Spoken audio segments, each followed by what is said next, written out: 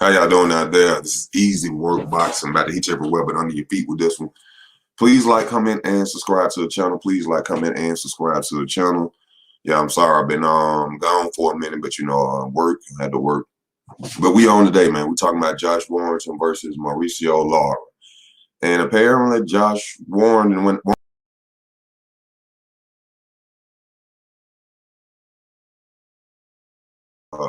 I guess he wasn't expecting this from what they were saying. This is an upset. But they say this guy, Mauricio Lara, is a heavy-handed hooker. And that it was a valuable mistake for Josh Warrington to even go out there trying to hook with this guy.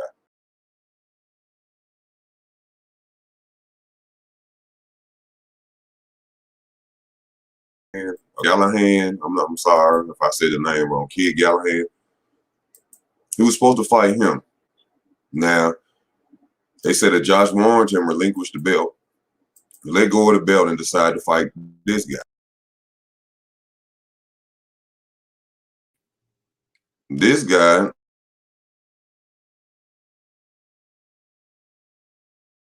got knocked him out in the ninth round. I think he knocked him out, dropped him in the fourth round too. Now, Josh Warrington, you know, I always thought he was a hell of a fighter. Now that I'm sitting here right now and I'm watching the zone replay of the fight, I'm sitting up here realizing that Josh got a lot of flaws in his game. You know, Josh, for one, he can't fight in distance. He has to come close or forward to get his offense off. Secondly, Josh needs to learn how to clinch opponents because he could have easily grabbed Lara while he was hurt, you know, to get him an 8 count or whatever. He wanted to continue and throw punches against him, and that looked like that's what really, you know, got him drained for the fight. You know, that really got him beat up. But take nothing away from Josh Warrington. He a hell of a fighter. You know, Josh Warrington got the goods, but it just wasn't his night. Now, him dropping that belt, you know, I think it's kind of like karma when it comes to the sport of boxing, because we've seen people do this a lot, try to duck other opponents, and then their last fight, they get knocked out by the opponent they were trying to, that they thought was soft. So this is, you know, nothing more but karma. Cherry picking at his worst, basically. That's all it is. Cherry picking at his worst. You go out there, you try to pick a lesser opponent or think you got a lesser opponent, and then you go out there and you get knocked out. So that's basically what happened. What's up to everybody in the chat? Thank y'all for tuning in. Please hit that like button. Please hit that like button. Yeah, but he got some good names on his resume. I didn't know he fought Kid Galahad before. I know he fought Carl Frampton. You know, they had he beat Carl Frampton. He beat Lee Selby. Kiko Martinez.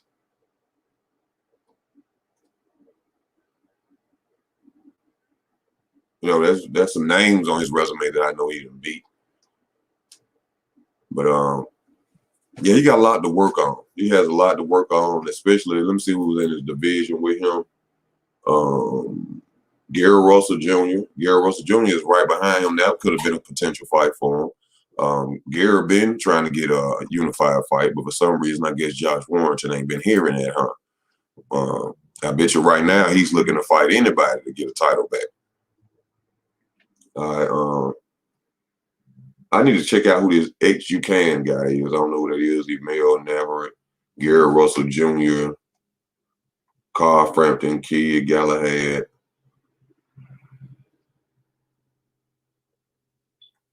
Jesse Magalino, Eduardo Ramirez.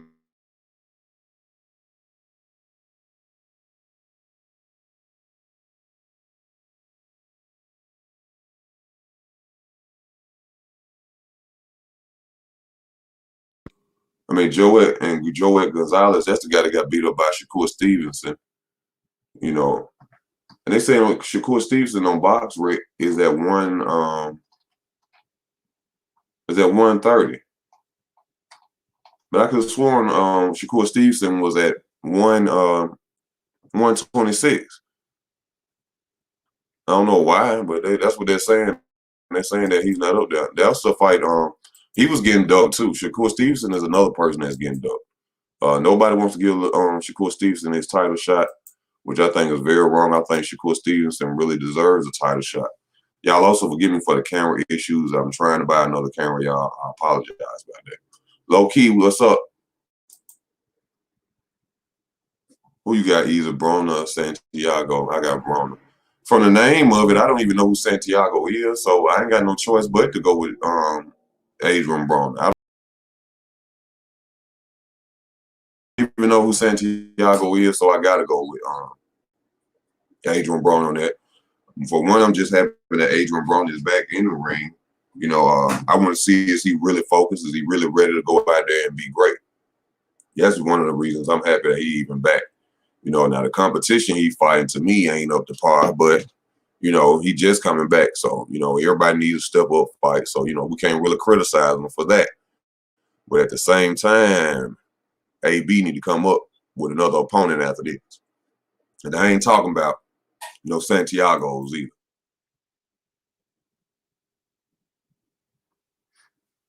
Oh no, I did not. No, sir. No, I did not. Now Adrian Broner got problems with Regis Prograis. Now, if you notice, you can say this: Broner really ain't fought a lot of black fighters in his career either. You know, he ain't fought a lot of them. You know what I'm saying? He fought Sean Porter, Emmanuel Taylor. Who else he fought that was a black opponent? I think that was like it. So, you know, he could be trying to stay away from them guys right now. People like Regis Prograis, you know, upcoming black fighter. He's saying Regis Prograis don't have nothing to offer him, but Regis Prograis has a name to offer you, a big name, a good name in boxing. That's a name to go after. But, you know, we can't make him go out there and I know, bro. I know, bro. We can't make him go out there and just, you know, fight who we want him to fight. We know it don't work like that. But at least Kid Galahad, now he gets a shot at that title. He probably had to fight Lara. You know, he probably gets a shot at Lara to get that title. So Josh Warrington can bounce back. But like I said, I've seen a lot of gaps in his offense, especially not being able to box from the outside, not knowing when to clinch your opponent.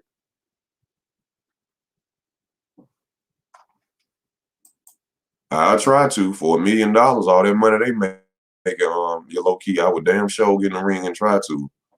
Trust me, I need the money bad. I says I need the money bad.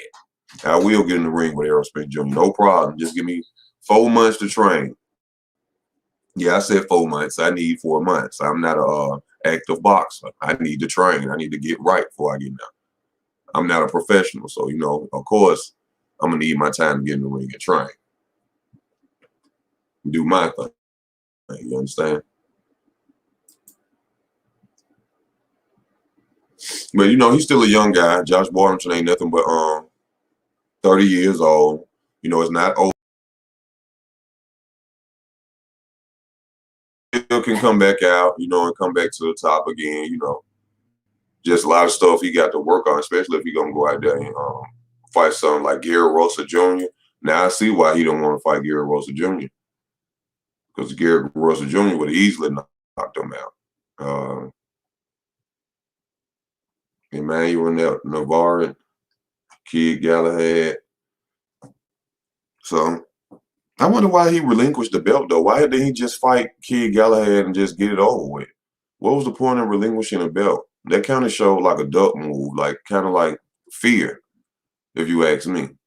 Because why would you relinquish your title and go fight somebody else when you fought the guy before? So they clearly seemed like Josh didn't want to fight that man again, and he ran from him. I don't know what it may sound like to y'all, you know, but to me, you know what I'm saying, sound like a duck move.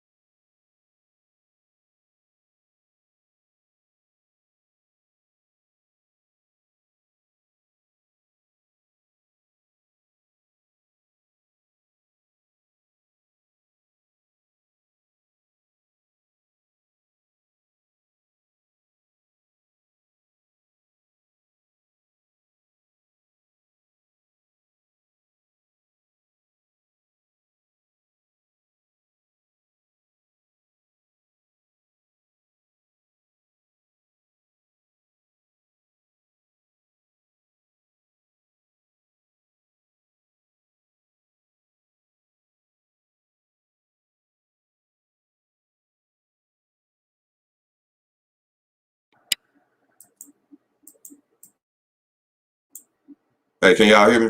Richard Coleman recently had a fight, y'all. Say he back in the spotlight.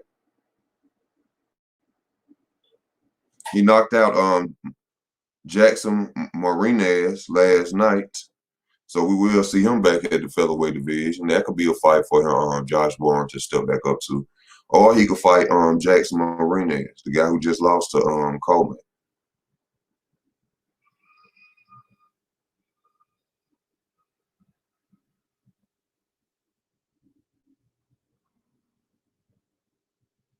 Yeah, but he got knocked out clearly. He was out there hooking with that boy, and that boy can hook.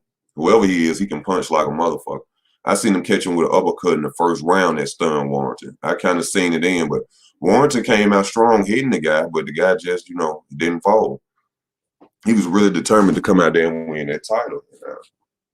As you can see, he wasn't going to let nothing stop him from getting that title. And he got it.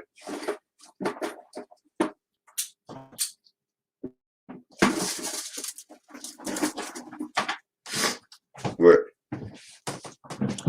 they need to pick out what division Shakur Stevenson is going to actually fight in, because I know Shakur Stevenson can run through the whole 126 pounds. I don't know what he's waiting on, or is he finna move up or what, but I would love to see Shakur Stevenson in the ring with a 50-50 opponent, you know what I'm saying, somebody of his caliber, just to show us how good Shakur Stevenson is. Little Charlo will get beat up by Castano. Yeah, that's going to be a good fight if they should fight. I don't know if that's a potential fight upcoming. From what I understand, I think Castano doesn't hold the title anymore, the WBA title at 154 he had. So, that might not. But that little dude, Castano, got some fire. He got some pop in him, man. He can fight. The last fight I seen him fight was against a named super welterweight. And he did a good job to be as short as he was.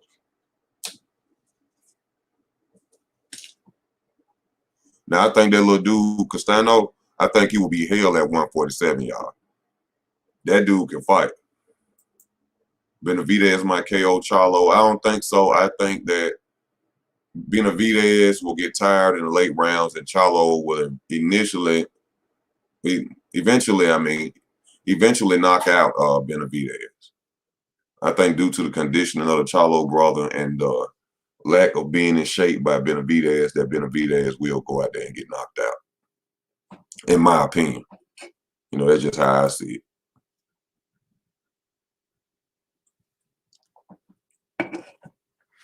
Yeah, Coleman, he, like all champions, true champions, Coleman had to bounce back after getting stopped by Teofimo Lopez. But like we always say, man, it's the sport of boxing. One punch changes everything. So you can't sit up there and say that some fighter ain't good no more. You know what I'm saying? They don't have it anymore just because they got beat. As you can see, he lost. He came back. He just got him a knockout stopper. So it ain't over till the fat lady sing, as they say. Texeria. I don't know what's up with Texeria, but I know this. Why is Jermell out there calling out Floyd Mayweather and Canelo when this guy right here has the only belt for you to be undisputed, but you're not calling out his name? That's the name you need to be calling out, not Floyd Mayweather's and not Canelo Alvarez. They ain't at your division, and they ain't got one belt that you need. Shakur at 130. He must have just recently moved up then. He must have just recently moved up. Oh, yeah, I heard about that. Castano, you said what they fought at 181? Beat Errol Spence. Yeah, I know. I heard that. That dude ain't no joke, man. He gonna give hell to whatever division he be in. I would love to see him, like I said, go back down. I'd like to see him go to 147, man.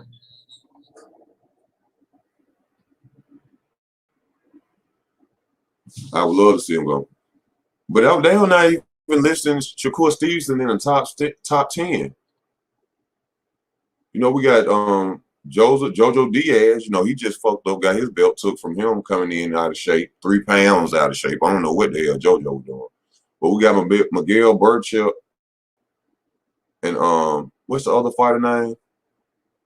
Oscar Valdez, they fighting soon. I will talk about that fight. I really want to predict that fight because them styles right there between them two are crazy to try to pick out who gonna win. But I'm gonna do that for y'all. I'm gonna pick out that fight. I'm gonna tell y'all who the winner gonna be of that fight. But Shakur Stevenson could fight either one of them. Oscar Valdez, Leo Santa Cruz still at 130, even though he don't hold that title no more.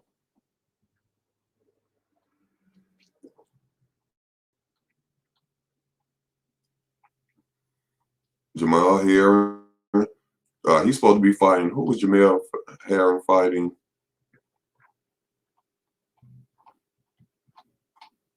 Damn, I can't remember who Jamal Herring was fighting. But he got an upcoming fight next. Y'all post that up there for me. Please hit that like button if you're watching. Please hit that like button if you're watching.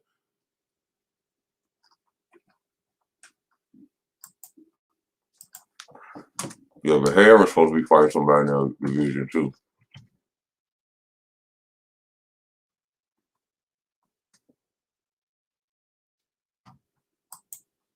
I'm gonna go down here and read what y'all talking about. Please smash that like button if you're watching. What's up with you, man?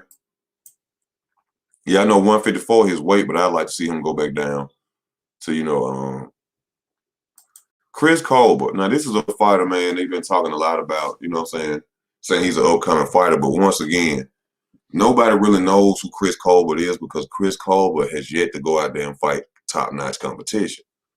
I'm not taking anything away from this man's talent. He's a hell of a fighter, but you don't know who he is. Most of the time, you find out who Chris Colbert is from a clip, and you just notice the fact that he dyes his hair a lot. That's as much as I see of Chris Colbert. Not saying he ain't talented. The boy can fight, but he's another Devin Haney. He's another Devin Haney. You have to get out there and prove to us that you're the real deal. Now, people can say it all day, but we literally have to see you get in the ring and fight. Not just run your mouth, dye your hair, look a little flashy, and then the whole world's supposed to run behind you. No, that's not how it goes. It don't work like that, player. You got to get out there. You got to get your promoter and tell him, man, hey, get me a top-notch guy out there, somebody with a name, man, so people know who I am. Not these guys that just these journeymen, and then I'm just beating up on them. That's why nobody knows him. The only reason people really know Devin Haney is through the Mayweather team, him sparring champions or names or boxing. Other than that, from his resume, we really shouldn't know who Devin Haney is, to be honest with you.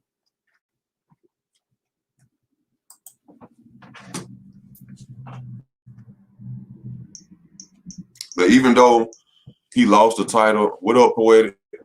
Even though he lost the title, you know what I'm saying? He is, even though Warrington lost the title, Lara, has the belt now. They still gave him the belt even though it was lost. You know what I'm saying? Well, I'm thinking about JoJo Diaz. I'm sorry. JoJo Diaz, he lost his belt on the scales. But this is what Warrington get. His ass should have went over there and fought Kid Galahad.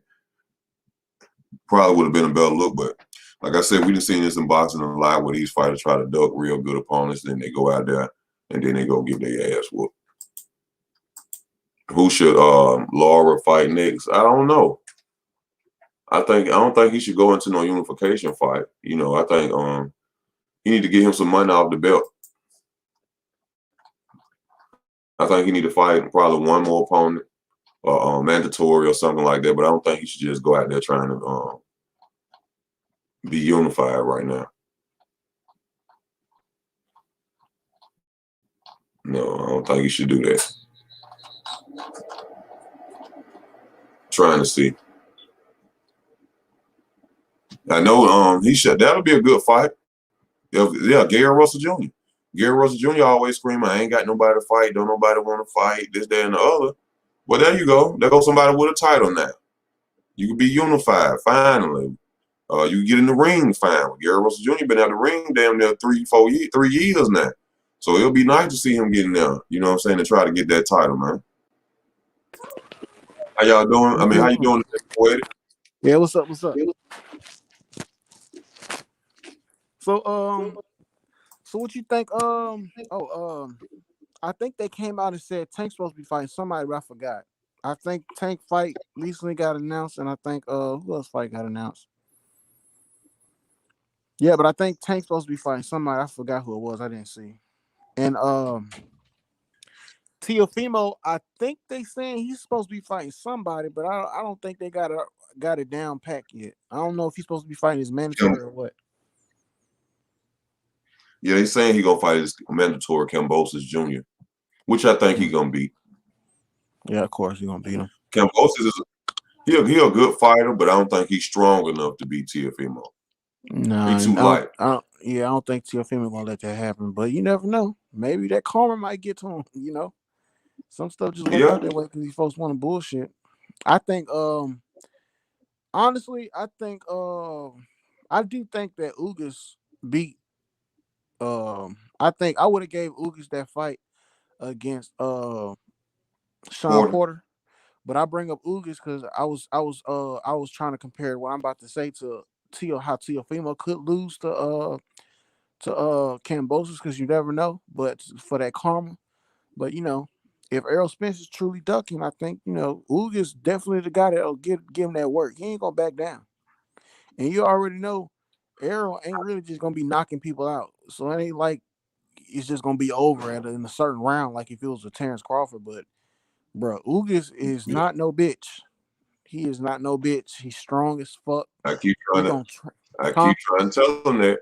I keep He gonna, trying to tell him that man ain't yep. nothing to fuck with. And he like that shit. If you bust Ugas, look at that Sean Porter fight. If you bust Ugas in his mouth, that shit turn him on. He like that shit. You know what I'm saying? He like that shit. See, I like a guy like that. That's why I fuck with Ugas. Yeah, I ain't really know too much about him until like 2 years ago. I've been recently. I think yesterday I finished watching like majority of his fights that's online to watch. And I fucks with him, bro. I like him. yeah. He ain't really scared. I would say the only reason why he don't have too many names on his resume, because like I said, it's hard to get fights, man. Like what you just said about Devin Haney is 100% true, but I think Haney just can't get a fucking fight. He ain't gonna get that Tio fight. He ain't gonna get. I don't know if he gonna get that Ryan fight. I doubt that. I don't think Ryan Garcia gonna Mm. fight anybody until like maybe 4 to 5 years later, like until like 4 or 5 years. But it's like, why do we gotta wait that fucking long? Like that's crazy. That's why I Mm. said the sport of boxing gonna die soon. I believe. I think entertainment just dying, period.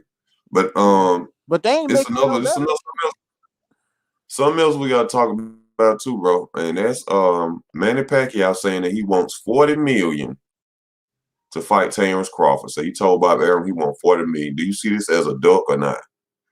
Definitely a duck. Y'all know Pacquiao. Y'all know Pacquiao be with that bullshit. I don't care if you know boxing and you know the politics of boxing. You know Pacquiao really be with that bullshit, bro. And he Yeah, said Pacquiao is clearly. not Zay said Ugas is going to get KO'd by Spence. Look, Spence ain't gonna knock nobody out, man. He be hitting you, he'll maul you, but he not gonna knock you out. For some reason, he got all that power, but he ain't been knocking no goddamn body out. I don't understand it. Hold on. Hughes is going to get KO by Spence. Hold up. You That's gotta not think gonna about happen. this, bro. Picture this. Sean Porter is the most aggressive welterweight that's out there. You got to think about when he decided to fight Hughes, you didn't see him try that shit, did Hmm. he? He didn't try that rock'em sock'em shit with Hughes. He tried to box off the back foot and all that. Yeah, he Hughes is a showed. I watched that fight. He was so bro, guy. He was back. I ain't never seen Sean like that. He was scared. He was not trying to get up in there with Uzi, bro. He was bouncing all because around. Yep. because Hughes is a big, strong welterweight. That Mm-hmm. shit y'all done seen Errol Spence do to them other welterweights probably ain't gonna happen. It's not gonna happen against no Hughes. Hughes gonna be too hungry for one. He been Mm-hmm. waiting on this fight with Errol for damn near 5, 4 years. Mm-hmm. He gonna go out there and he gonna give everything he has to Errol Spence Jr. Mm-hmm. I And wouldn't be surprised. I wouldn't be surprised if Errol lose to Hughes, bro. I wouldn't And be that's not surprised either. and that's not no hate towards Errol or nothing, but y'all keep sleeping on Hughes. Like And I some of said, these boxers need to lose because they keep fucking bullshitting, bro. Now yeah, I recently seen an interview that Terence Crawford had with Fight Hype. I yeah, mean, every day goes by, it's starting to seem to me like Terence. The only fault Terence has in his career is that he trusts the wrong people. I feel like Terence Crawford, his only problem is that he with the wrong promotion. I feel like, and I feel like if Terence Crawford was with PBC, or maybe even Matchroom uh the Zone, I feel like he probably could have got that Errol Spence fight this year. If you want me to man, be honest with you. But that's because fine. Terence Crawford, he don't. I feel like Terence Crawford don't really just say ducking responses like Errol do. Terence Crawford just more so be like the he said he not asking for that fight no more because he probably getting tired of it. He probably like, man, I don't fight talking about this shit no more, dude. I can Yeah, understand. Now Errol, he wasn't like that. He just told me he tried to act like the shit wasn't what it is. I ain't worried about Terence Crawford. Him coming to my fight ain't saying anything. Nigga, what? It's crazy. I mean, I feel like Terence Crawford. I mean, I feel like Errol Spence just scared now. I mean, not scared. I feel like he just that car wreck got him on some weird shit. Like, he don't want to fight Keith. Okay, if he don't want to fight Keith Thurman no more, and if he don't want to fight if he don't want to fight Terence Crawford, then nigga, just fucking move up. What you gonna get this other belt from Ugas for? What's the point? the thing is, it's funny that he don't want to fight the two potential fighters that he could potentially lose to at welterweight. Yep. Ain't that crazy? Mm-hmm. Sean Porter and Danny Garcia, you was at the ass like roaches on food dropped in the corner. Yep. Now, when it comes to Terence Crawford and Keith Thurman, oh, I don't like Keith Thurman. Oh, I don't want to. Terence Crawford got too much going on. What the fuck? Hey, But fight hype be everywhere, bro. What the fuck? Who is this? if Chris Algieri get a win right now, we'll get a rematch between Spence and Algieri. Probably. I wouldn't be But mad. everybody want to talk about Terence and his resume. They got to really look at your boy resume besides the three big names that were the three names that welterweight. Because beyond that, his resume ain't up to par. This dude fought Chris Algieri, former Well, 100. Terence got more fights than him, so it ain't like Spence can just. Terence got almost like 40 fights. Spence got what, 25 or something. I mean, he had to come up at some point, so I can understand why he ain't got too many names, at his division. Not only that, um, Terrence got more legitimate fighters on his resume than Errol. Mm-hmm. You go down Errol Spence's resume, all them fighters. Errol Spence probably got 5 known names, 6 known names at the most, real known names at the most on his resume. Mm-hmm. That's it. But yet they criticize Terence Crawford. You know, Mm-hmm. the Manny Pacquiao need to sit his ass down. So what's about some 40 million? Ain't Fuck nobody Manny finna pay your Pacquiao. ass. I wish he could just retire. I'm getting tired of him, bro. Like, just retire. You ain't gonna get the fucking Floyd fight. Like, bro, get your ugly ass on and let the young heads. You can't even. But the thing about that is, you can't even say he need to sit the fuck down and let the young heads go at it, because them niggas ain't even trying to fight. Nah, they ain't trying to fight. My thing about this is, like, I understand that they could want to fight each other all they want, but it's up to the guys in the suits and the networks. I can understand that. That's why I give a lot of guys the benefit of the doubt. But at the same time, bro, what are you saying when you get asked about it? You know what I'm saying? Like, as far as Errol Spence and Terence Crawford, I could see why they probably wouldn't want to answer those questions no more, because they probably getting tired of it. Especially if they Yeah. know for a fact they not really ducking each other. It's the promotions and the networks that's not letting it happen. They probably just getting irritated about it. So I can understand them. But all this shit they got going with the Charlos and Canelo and the heavyweight division is held up like a motherfucker. It's probably held up more than any other division in right now. Then the fucking lightweights want to bullshit, man. It's just stupidity. Like, bro, what the fuck is boxing? What the I fuck is don't know. boxing, bro? I don't know what's going on. Like, bro, what? Don't know what's Is this going on. boxing, or is this just a bunch of niggas finger tapping on fucking Twitter? Like, I told a nigga in the comment section today, I said, bro, don't nobody care about Errol Spence and fucking Terence Crawford. All they want to do is talk back and forth in the windows on Twitter like bitter exes. Like, get the fuck that still want to fuck each other. Like, bro, get the fuck out of here, nigga. You know what I'm saying? They on some real female shit. Like, y'all grown ass men. Like, get the fuck out of here. Y'all can't talk to each other in the DMs. Like, come on, bro. I know y'all probably got each other number. Like, get the fuck when out it of here, bro. when it comes to Manny Pacquiao, though, Manny Pacquiao is only still fighting to make his legacy appear to be better than Floyd Mayweather. That's the only reason he's still fighting.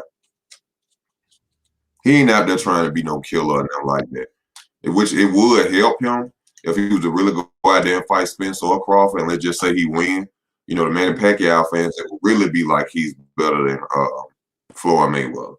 But I think he's starting to realize that no matter who I beat or how I beat him, I still got that one loss to Floyd on my record. Yeah, you need to just leave that shit alone. So it's time for me to go and sit it down. Because he ain't gonna never surpass Floyd. I don't give a damn if Manny Pacquiao was to fight for 5 more years and go undefeated. He still lost to Floyd Mayweather. Yeah, you're not gonna surpass Floyd. As long as Floyd whooped your ass. Yeah, you're not gonna surpass Floyd. So you can try, Manny. You can try. Yeah, and what you think about this heavyweight division, man? Like, the heavyweight division seems like they need to just like get dropped. Like, what the fuck is going on with that shit? Like, yeah, like after Tyson Fury versus Anthony Joshua, they need to just kill all belts and just drop that shit because that shit is becoming like wrestling with the heavyweight. I don't even know what to say about it. There. Like, it's nothing there. It's like, bro, what the like y'all claim Deontay Wilder trash. Huh? The Anthony Joshua and Tyson Fury fight is almost here. It's closed, and we hear that every fucking month. For the past 2 months, the only thing we heard about the heavyweight division is that Deontay Wilder is crazy, delusional, needs help, need to fight this person, that person. That's all we hearing. I don't know, man. I'm just that heavyweight division probably irritate me over the most. The heavyweight division and the lightweights, like 135 and below, that's really the only ones that's really just irritate me. It's like, bro. I know one thing. Whoever Deontay Wilder fights, he cannot lose that fight. You think what Mark Breland recently has said about him is somewhat true? You think Deontay Wilder might have a little ego where he don't need to be trained? It's obvious he has that ego. He was saying that Mark Breland was saying that JD will tell them before Wilder come to the gym whether or not he was having a bad day or good day, not to say nothing to him, how to feel you may get fired. He said depending on how Wilder feel, he said he rarely ran. He rarely wanted to do punch on the punching bag. He said basically whatever Wilder wanted to train on, that's what Wilder did, basically. So now we see why Wilder hasn't upgraded his skills in boxing. Because basically he had a bunch of yes men around him, allowing him to do what he wants to do. Yeah. Cause hold on 1 second. Yeah. So basically, that opened up a lot of questions about Deontay Wilder. You know what I'm saying? Is he a lazy fighter? Does he just want to go out there and do what he want to do? Because it's obvious that Mark Breland is telling the truth. I mean, because in the years you've been with him, we ain't seen nothing change. He depends solely on the right hand. Well, Deontay Wilder's doing all that. That just makes Deontay's case way easier. That would have gave you more incentives to do what he claimed you did. Why should you give a fuck about him? You see what I'm saying? Because obviously, if he wasn't trying to be trained, you was obviously just there for the money. You know what I'm saying? So that I feel like that works against him. I mean, if you think about it, that's what trainers are there for the money. They're not there to get paid. I mean, for free. You know what I'm saying? Yeah, but most people trainer actually gives a fuck about them. Like Derrick James might have not been with them niggas when they was coming up and shit, but when they was before they got pro, but I know he gives a fucks about his fighters and shit. But it's hard ain't nobody to be, ever. My bad. it's hard to give a fuck about a fighter when he coming in with attitudes every motherfucking day, and you afraid to even talk because you might get fired. It's hard to build a relationship or love for somebody who act like that. You know what I'm saying? And like Breland said, he said he has seen Deontay Wilder talk hella crazy to people. So see all this. That's why that's how it is with people in general in life. From the way we see Deontay Wilder, we think he just the bronze bomb in front of the camera. This ego and his attitude just comes out when we fight. Well, Mark Breland, the bronze bomb, his attitude and his ego is there every day, especially since he got up in the spotlight and got all this money now. So we don't know the real side of Wilder. We just people from the background. He probably do treat people like that. Some had to be done. If it is like that, oh well, maybe that's why Deontay had an issue with Floyd. Who? Maybe that's why Deontay had an issue with Floyd. Hold up real quick. Oh, what's y'all thoughts on Devin? I think we'll be fighting Linares since Fortuna's fighting Ryan. Yeah, maybe that's why.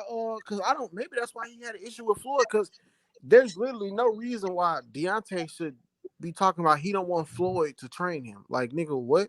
Why would you not want Floyd to help you on your defense? Is that right?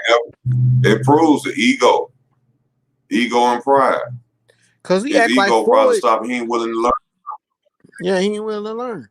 Because he act like Floyd came out and said, "Oh, Deontay Wilder is trash," and did it. He didn't really say nothing like that. I mean,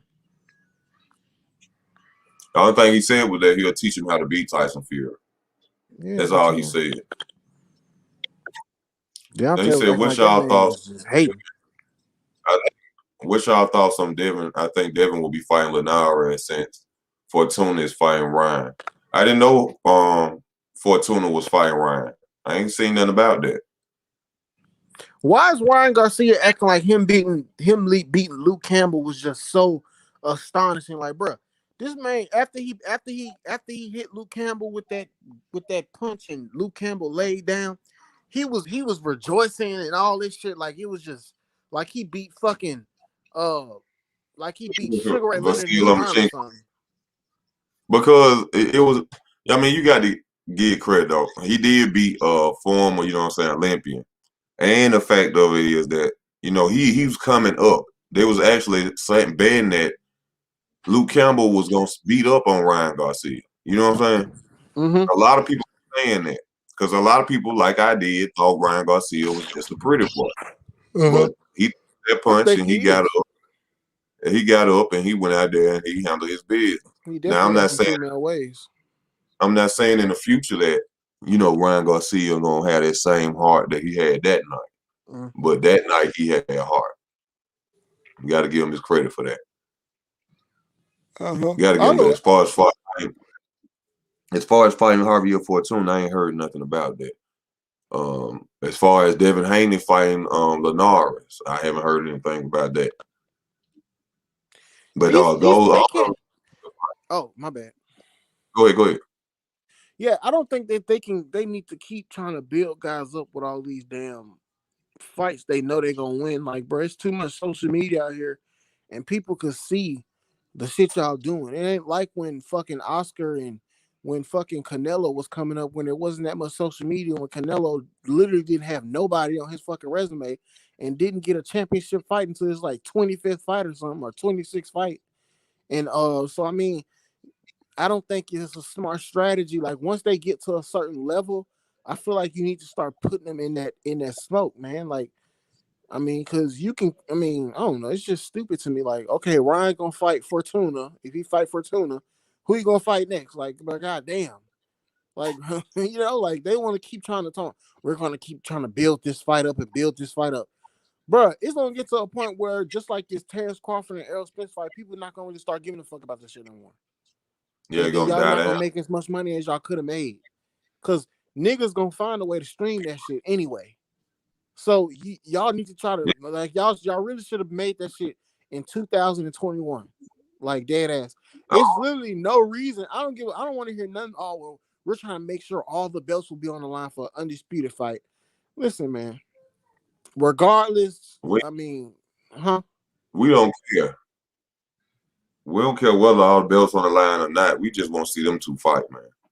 Yep. Get this shit. Oh, But they trying to make all that money. But whatever. yeah, they ain't gonna make no money. They keep fucking around. Ain't Yeah, they nobody be, gonna want to they even be, see the fight.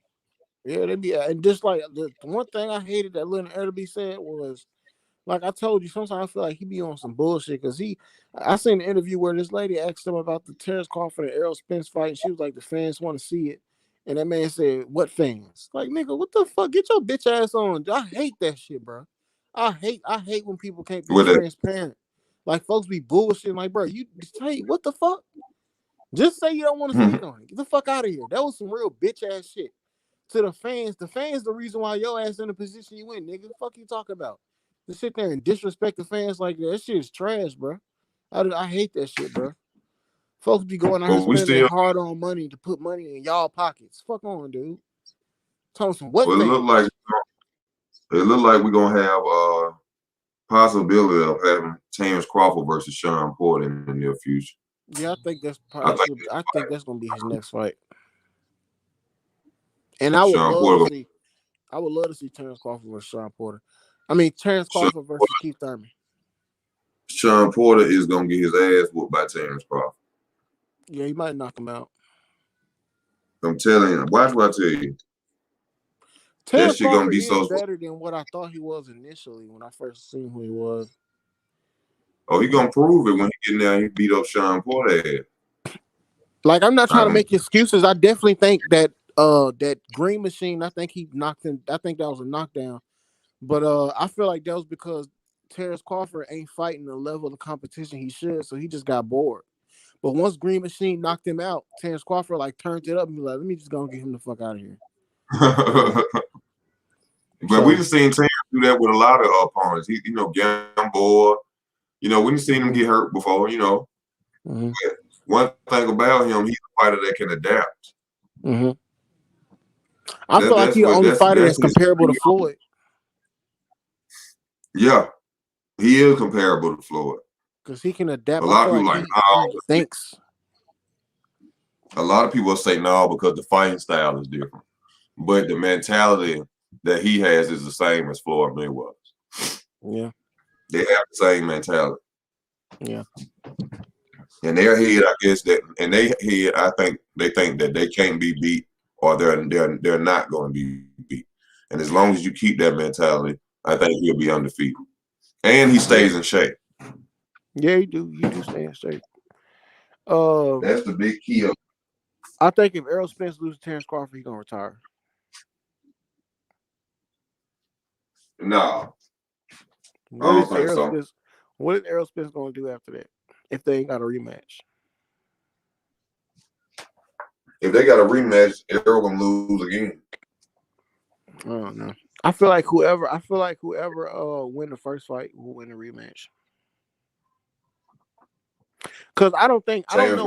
Like, it's really like I know you heard me say this multiple times, but bro, I literally don't know why Errol ain't just knocking folks out. I don't understand. I don't know what the fuck going on. Like, he Because should have Errol ain't on that. He should have had Danny Garcia walk out in the fucking stretcher. He should have knocked fucking what's his nigga name? Fuck that, Mikey Garcia. Yeah, he should have knocked him out, and I can understand why he couldn't knock Sean Porter out, but he did knock him down. That knockdown was crazy. If only he had a little more. If he had a little more. Knocked down Sean Porter. Huh? He don't get no points for that shit. Adrian Broner knocked down Sean Porter. Oh, He don't get no points for that. Still, if you knock down Sean Porter, I'll give you. In my opinion, I'll give you points because Sean Porter got probably the best chin in all of boxing, honestly. So, man got a chin, dog. It's crazy. Like, I don't think he would ever be knocked out. But I think if anybody were to knock out Sean Porter, it'll be Terence Crawford. Oh, like I keep saying, we knock him out. We gonna see. I'm telling you, they got that fight. But Sean Porter can 11-10 100% win that fight. 11 or 10 round. I don't see it. Sean Porter could definitely win that fight though. Don't count him out. I don't That's see. that's like He don't have. that's like a He don't have the power to keep Terrence off him. He feather fisted. The only thing he has is a jab and coming forward, and he don't land all his punches. yeah, he don't land all his punches. He outpunched Ugas though. Yeah, he had to from the outside. That let you know right there that is a different motherfucking welterweight. Sean Porter used to run out there, his head all in your chest. He came out there and was like, You He think? got his ass I knocked think he down. thought. Yeah, I think he thought he was gonna make Errol Spence fold. But that's another reason why I fuck with Errol Spence. Because Errol Spence, like he said, "Fuck that, let's get up in there." That was a good fight. I like their mentalities going into that fight. We all know what Sean was gonna do, but I like the fact that Errol he invited the contact. Like he wasn't trying to shy away from it. He ain't trying to box him. He just said, "Fuck it, we gonna fight." And I like that. Yeah. That's what Now Ugas did. Sean was I more like scared of that. Ugas, huh? I like that about Aerospence too, but what we ain't realized yet is that we ain't seen whether or not he does that because that's all he can do, or does he have footwork that he just ain't showed us yet? You see what I'm saying? I mean, he showed us in the Michael Garcia fight. He ain't gotta just be a brute. I mean, he just basically boxed. I mean, he ain't But that was show us one like, fight though. you know what I'm saying? Yeah, but he ain't show us in that fight that he got actual footwork. He just showed us that he can box and walk down an opponent, in my opinion. Like I'm talking about, like, like good footwork, movement around the ring. We don't really see that from Arrow.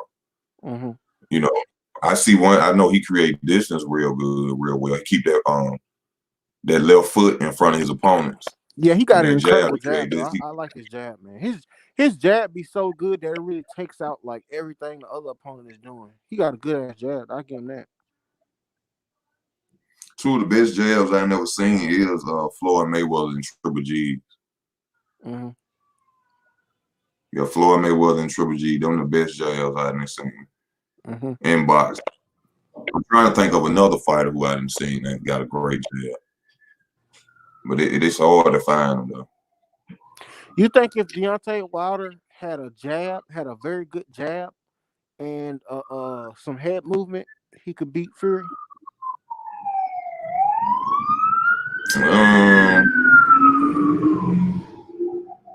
No, no. Wilder's supposed to have a decent jab now.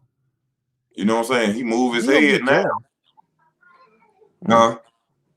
I say he don't really be jabbing. He be more like, oh, hold up. He be pawing with the jab, and he don't shoot it for real.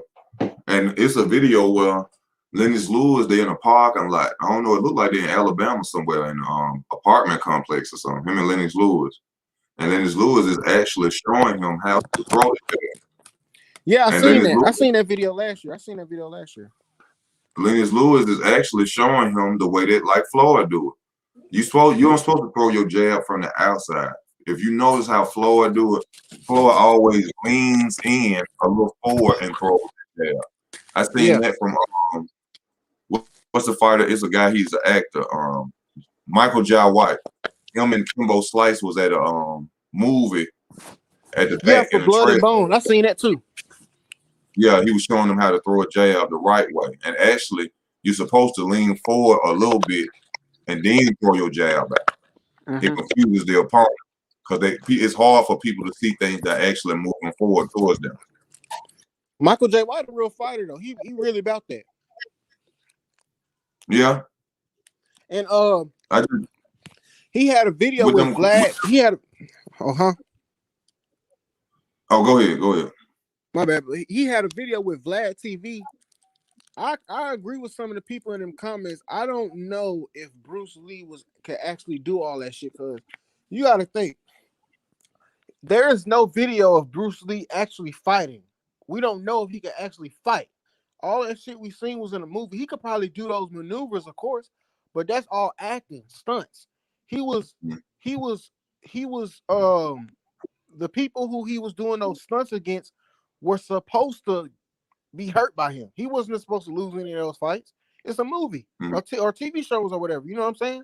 So I don't know. So I can't. I don't know why people went off his movies and just said, "Oh, he the best fighter ever." I mean, but that just goes to show you how people, they think movies. It's like, bro, y'all know movies are fake, but everything this nigga do in a movie, he can actually do in real life. And listen, Bruce Lee cannot beat no Mike Tyson or no fucking Michael J. White. That nigga was like, what, 130, 140? You telling me he gonna beat fucking some big ass, like, bro, no, stop it. That's why Michael J. White said he could beat Bruce Lee. He said because they all know that in reality Bruce Lee wasn't nothing more than a kung fu actor. It's a lot of stories going back. Like I seen a movie recently with Brad Pitt in it. You know, they tell a lot of truth in movies as well. Oh yeah, Once Upon a Time in Hollywood. Yeah, I believe that. Yeah, and they were saying that this guy whooped Bruce Lee ass in the parking lot or something out there trying to show out. But I believe stuff like that happened a lot in to them type of actors. Like they say Steven Seagal can't fight worth shit in real life. I don't believe none of them can fight for real. Not even Michael J. White. Until I see him in the exhibition in the UFC, I don't believe shit what none of them dudes say. Michael J. White used to it's videos where you could find him in fighting tournaments when he was younger, before he started acting. But see, them fighting tournaments and shit, that ain't doing nothing but scoring. You know what I'm saying? I'm talking about some real deal combat type shit. I mean, I think Michael J. White could fight. I mean, you can just go on his YouTube channel. There's no way he cannot fight, bro. No, I'm not saying he can't. Then he do all his stunts too. Like the movie he had, he ran up dude and did all these kicks. I mean, he really doing that shit. So I mean, like, I don't see why he couldn't do that shit in a fight for real. Because it's different when you're in an actual fight. You ain't fighting an actor who's standing there waiting to get kicked. But if he were to get into a fight, like let's say he was getting jumped at a club, I'm pretty sure he could beat these random ass niggas who can't really fight. They just street fighting. Like, yeah, he gonna knock their ass out. So I think he can fight. He got skills. I'm saying he can fight. But what I'm saying is I want to see him in a real match, like a UFC fight. Then I'll say, yeah, Michael J. White good. But all that kicking goddamn on karate shows and all that shit, I don't believe that shit. Well, he got Mad Chad coming in with us. What's up, Mad Chad? Yo, what's happening, fellas? Great night of fights last night. Thanks for having me. Yeah. I missed out on them out, but could you please fill us in on what you saw, sir? Yeah, what I saw was that big underdog with that Lara kid. I think Warrington maybe underestimated him. Started fighting the kid. He was a brawler, and a Margarito, the old Rocky Balboa type. This kid was in there just slugging away. And he put a hell of a beating on Warrington. And, thank God Warrington's all right because he took some punishment. I don't know if he'll ever be the same. He got busted up pretty good. Marinares, he was a tough kid, had a lot of skill, but you could see Comey was stronger, just more aggressive pit bull. He brought it to him. It was just a matter of time, I thought, before he was going to clip him. What other thing was good? That skybox, that skybox was all right. There was a nice prospect I see. His name was Dalton Smith, out of England. Real skilled fighter. Eddie Hearn gave him a lot of compliments, which he normally does, But it was a great day of boxing, and like I say, that Brian Castano kid. I mean, you're talking about a warrior and a pit bull that short, compact kid that goes right in, fights on the inside. Real throws a high volume of punches. Has a nice chin. He has a real decorated amateur career where he beat Errol Spence and Devchenko. His record was 181 wins and 5 losses, I believe. That's crazy. In those Argentinas, there's some good tough DNA there, and I think he has a good chance to clean up that division. Now he just won the belt from Teixeira. What are you at, 135? 154. He called out Charlo after the fight. So hopefully him and Charlo can get it on. I think it would be a great entertaining fight. And just myself, I'd have to take Castano just for the fact. I mean, if you can beat Errol Spence, I And think Lomachenko, bro, that's crazy. I'm sorry. Lomachenko's 130, 135. Lomachenko, I think, is fighting Nakatani next. That's what they're talking. Mm. Hey, I don't look with fucking Jamel, bro. If that man don't fucking get that damn Texera fight and get undisputed, bro. Like, bro, that shit is pointless. Teixeira's done. Teixeira's gone. Castano just beat Teixeira. Oh shit. Yeah, so last it night. should be Jamel and Castano, right? Yeah, that's what it should be. That's what it should be. There you go. There. Oh, look, he beat up the guy that got the other title? Yep. Yeah, last night Castano whooping on him. Oh, shit. Oh, shit. Is Jamel even thinking about that? I don't know why Jamel getting on live talking about some fucking Floyd and all this other bitch ass shit. Like, nigga, can you just get undisputed and then talk about all this other random shit?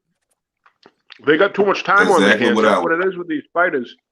They got all this money. They got their time on their hands. What are you going to do? You got social media. It ain't like Muhammad Ali or Sugar Ray Leonard had social media or Duran. I mean, imagine what they would be posting all day fucking long back in the day with Twitter and TikTok and all this shit. My God, Roberto Duran, he'd be, oh my God, just imagine what would be going on with social media.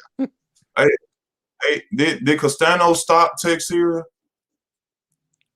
He had him hurt a few times. No, that Teixeira is as tough as nails. You gotta cut off his circulation somehow to take him out, because that kid's a fucking warrior. You know, he took a heck of a pounding. But you know, he ain't gonna go out. But he survived. Much respect to Teixeira. Heart of a warrior. Just outclassed. He was outclassed. Castano just so much a better boxer. Just so much more defined. Just a better boxer. Ooh, no. Come on, Charlo.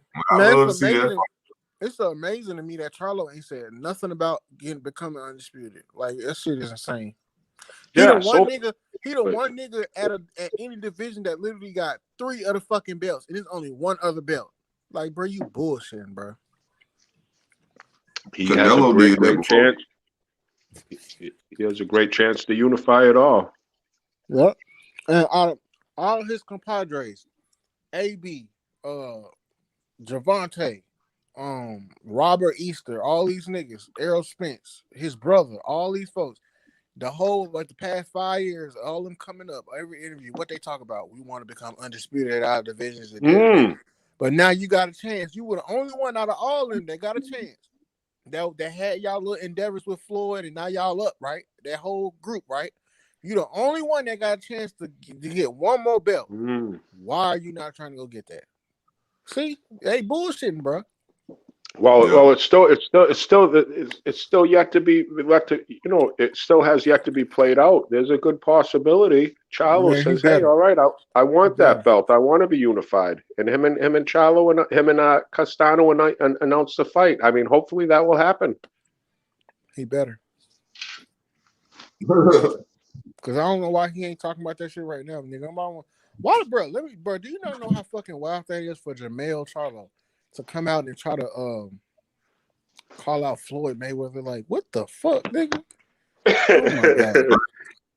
Boxers aren't wired right. Come on, fellas. If you can't understand to be a professional boxer, to get in there and sacrifice your life and just go in there with that mentality, you're wired different. What comes out of their mouth is, who knows what's going to come out.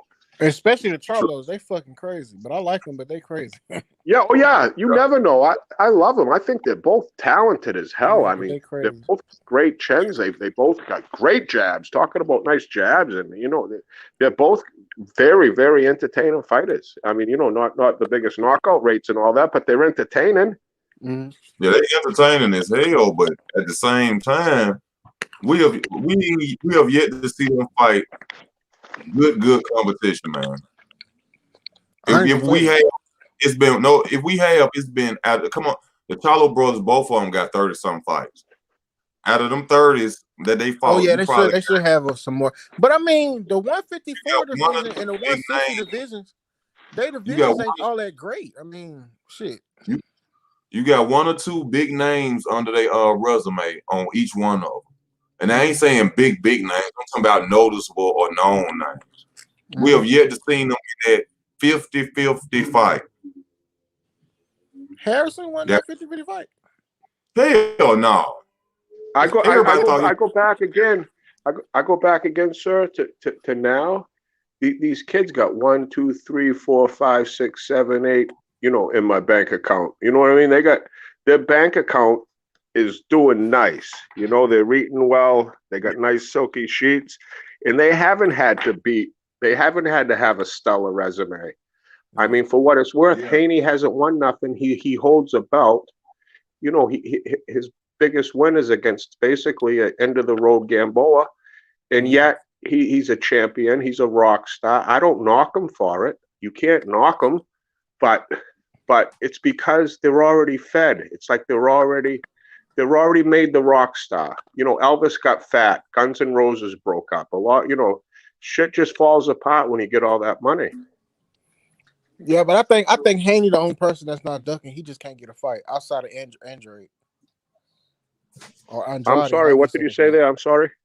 I feel like Devin Haney the only person that's not ducking that's relevant outside of Andrade or Andrade. How do you say his name? I feel like they just can't get fights. Why won't Devin Haney fight Javier Fortuna? Huh? Why won't he fight Javier Fortuna? I don't know. Maybe he is. I don't know. I ain't never heard anybody talk about that. I just wish they would all fight each other. I think they could make a ton of money fighting each other. I mean, that 135, where they all have big names. I mean, they could make a ton of money. Javier Fortuna has been calling out Devin Haney for damn near a year and a half. He has been the mandatory. Devin Haney keep talking about fighting Ryan, T.O., and whoever else. Why won't he fight that damn man and give him his shot?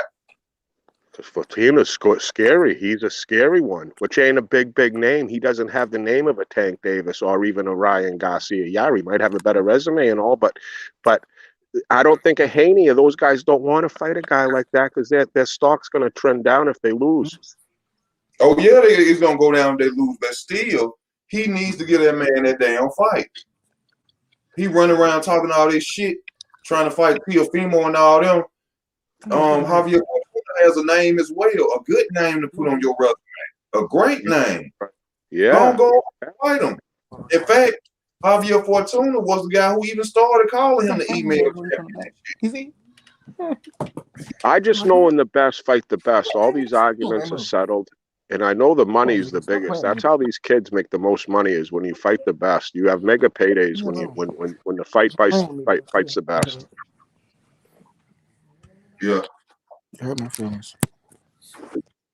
They just got to come on and make it. Hey guys, are you guys familiar with Charles Lolo Harris, the 4-0 kid out of California?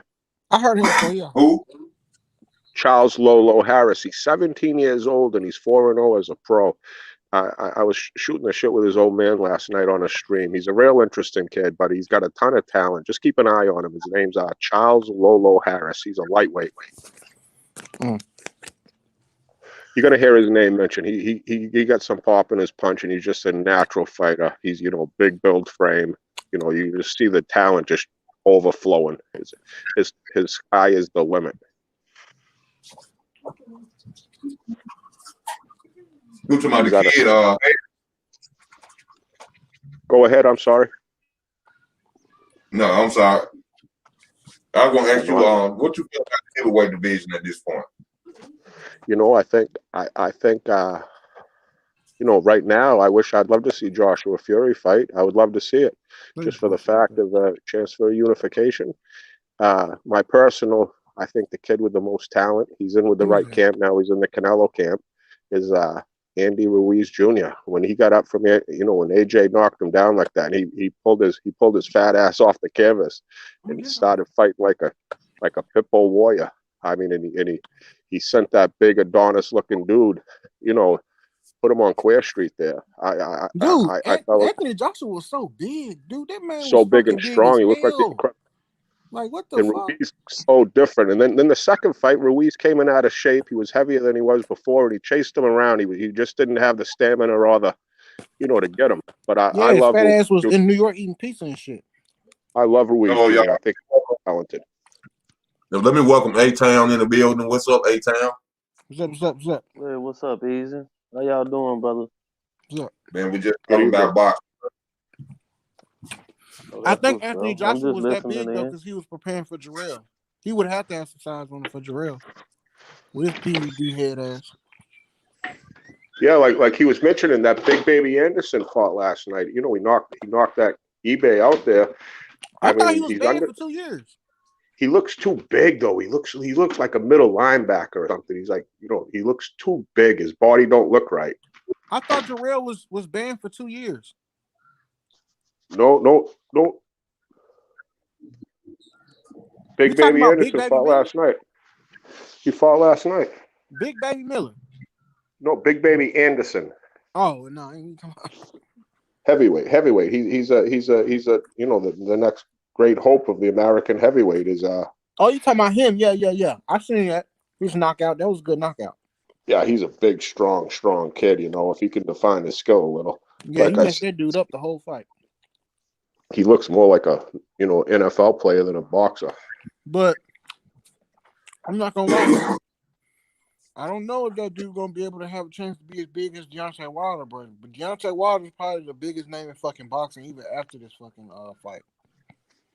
Dude is a real deal household name. Deontay Wilder. Who, Wilder? Yeah. Yeah, man. He probably the biggest name in boxing, even over Canelo. Oh, Deontay Wilder. If he would have defeated Tyson Fury, it wouldn't be no such thing as no Canelo right now. Yeah, I know. If he would have beat Tyson Fury, he probably would have. His legacy probably would have surpassed Floyd. If he would have beat Tyson Fury, biggest fighter in the world right now. Yeah. Hands down. Yep. But if he Tyson was already Fury, becoming the biggest fighter in the world. Yep. That would have just stamped it. I feel like the knockouts were good. Everybody was knowing who these people who I didn't even females who I know don't watch boxing knew Deontay Wilder, bro. I know people who don't watch boxing who know who he is, whether they see a picture or something. Yeah. Yeah, no, yeah, I was on Deontay, honestly, with all this Deontay talk. I'm a big Breland fan. One of the things that I liked about Deontay was his connection with Mark Breland. I grew up with Breland. I'm 51 years old. When I'm in high school, Mark Breland's dominating everything. He's an answer on the cover of Food Magazine. Not that yesterday's home runs win today's ball games, but myself, after a loss, I don't like excuses. Yeah. I mean, listen. I do think Wilder got. I think by him not being it's time for Wilder to let that shit go. Like, bro, let that shit go. By him just knock niggas out, bro. By him not being able to prove anything is really tarnishing his legacy. I think before he said anything, he should have came out with valid proof. Because right now it just make it look like he just clearly making excuses. He can't deal with a law. That's the way it's looking now. Now some of what he's saying could hold true, but prove it. Like lawyers and judges. I mean, people in the court system. It ain't about what you know. It's about what the fuck you can prove. Yep. And he ain't proving nothing. You think Deontay Wilder was nervous from the first fight, though? What you mean nervous from the first fight? Hell no. Like coming into the second fight. No, I think somebody put something in his water. The dude looked like he was tired. Like he looked like he just fought Ortiz the same night. The nigga was tired. I should not say not nervous, but like oh shit, I gotta deal with this nigga again. Yeah, like, he was rubbing his eyes and shit. When have you ever seen Deontay Wilder rub his eyes while they announcing the names in the corners? Never. That's what I'm saying. Was his energy off or like? Yeah, his energy was off. I've seen that second fight. I will say this, y'all. Remember at the end, I said this last time. Remember at the end of the fight, the post fight when he was talking to Tyson Fury, some guy came and brought him some water. He turned it down and he gave him another he asked him, "Where did you get that water from?" And the guy brought him the water. Now that right there clearly looked like to me Tyson knew something about some water that didn't nobody else know. Because why did he turn down the first bottle of water and then grab the second You bottle? said Tyson Fury? Yeah, you can look that video up. He did do that. I went all like, detective on that shit. You know what I mean? A few days back, trying to get to the bottom of it, because there's two sides to every story, and you go back like 5 years, I think, when Fury fought one of the Russian brothers there at a press conference. He was talking about he doesn't drink water from nothing. His own camp brings his water. He's afraid of getting poisoned or someone put in the water, so he tests positive for something. But that was long before he fought Deontay Wilder. There's a press conference of Fury talking about how he does not drink water from anybody other than his people that bring the water with him wherever he goes to travel, because he knows people cheat. Yeah, because he cheat. He a fucking certified cheater. You remember he did all that shit. He was finna cheat, and he was doing all that cocaine. And if you're a cheat, you keep an extra eye on a cheat. You know what I mean? After the first fight, they thought he was a little Wilder suspicious. is full of pride. He that's why he went in there like shit was sweet. Deontay full of pride. He wasn't gonna. He probably deserved to get his ass cheated because he knew what Tyson Fury was about, but he wanted to go in there bullshit like everything's sweet, like he think he the man and shit. But my thing about Tyson Fury is he made up that whole I'm overweight and depressed and I was suicidal to cover up what the fuck he was doing with the cocaine and the PEDs and the cow meat. And well, shit. most fighters, not just him, are all fucked up to begin with. Not all of them, but a lot of them run a really rough, renegade lifestyle. It's a certain breed of a person to become a prize fighter, let alone just a fighter. I mean, your name shows up on BoxRec. You're just different. You're different than the normal person that walks down the street, and they run at a different idol than the normal human being. A fighter is something different than a normal human being, and they run rough. And Fury runs rough. No, he ain't the only one that had a little problem with booger sugar and suicidal thoughts in this fight game. Maybe a lot of them folks be doing coke. I mean, you could have a big thick book of names of fighters that went down that road, but I'm just saying with that whole cheat thing, what guys that cheat, and you're just gonna let them just do it, whatever. You're gonna drink your own water, like I said. Fury was talking about drinking his own water long before he fought Wilder, just because that shit goes on. You go anyways, you drink your own water. So, and now they were saying, fucking Mark Breland's going to fucking poison. What are you, out of your fucking mind? Mark Breland ain't a poisoner. Well, you never know, man. You don't know people till you know them. I don't know. Right. I don't know for sure. I'm just telling you what I'm just kind of thinking. After the fight, they accused him of throwing in the towel. And then it was right after the fight, he said no excuses. And then there was something about that. Then there was something about the glove. Then there was something about the water. Then is Mark Breland poisoned me or something? Yeah, well, Deontay Wilder didn't say anything. You got to give him that too. He didn't say anything about 7 months later. Why did Breland go all the way to the UK just to give an interview first? See, it's certain stuff that's starting to add up now that's kind of suspicious. Like, you see what I'm saying? Yeah. Yeah, I get it. I get that angle. I don't know. And what about all these platforms in America and you run to the UK? Yeah. Let me say this one last thing about this, but this is the only other thing I gotta say about this, because not a lot of people talk about it. Whoever is the boxing commission in the UK, they was gonna relinquish Tyson Fury. They was gonna relinquish his boxing license in the UK, but he relinquished it himself. Because he was being accused of cheating. They was going to investigate it about the Deontay Wilder thing. This was last year. And he relinquished.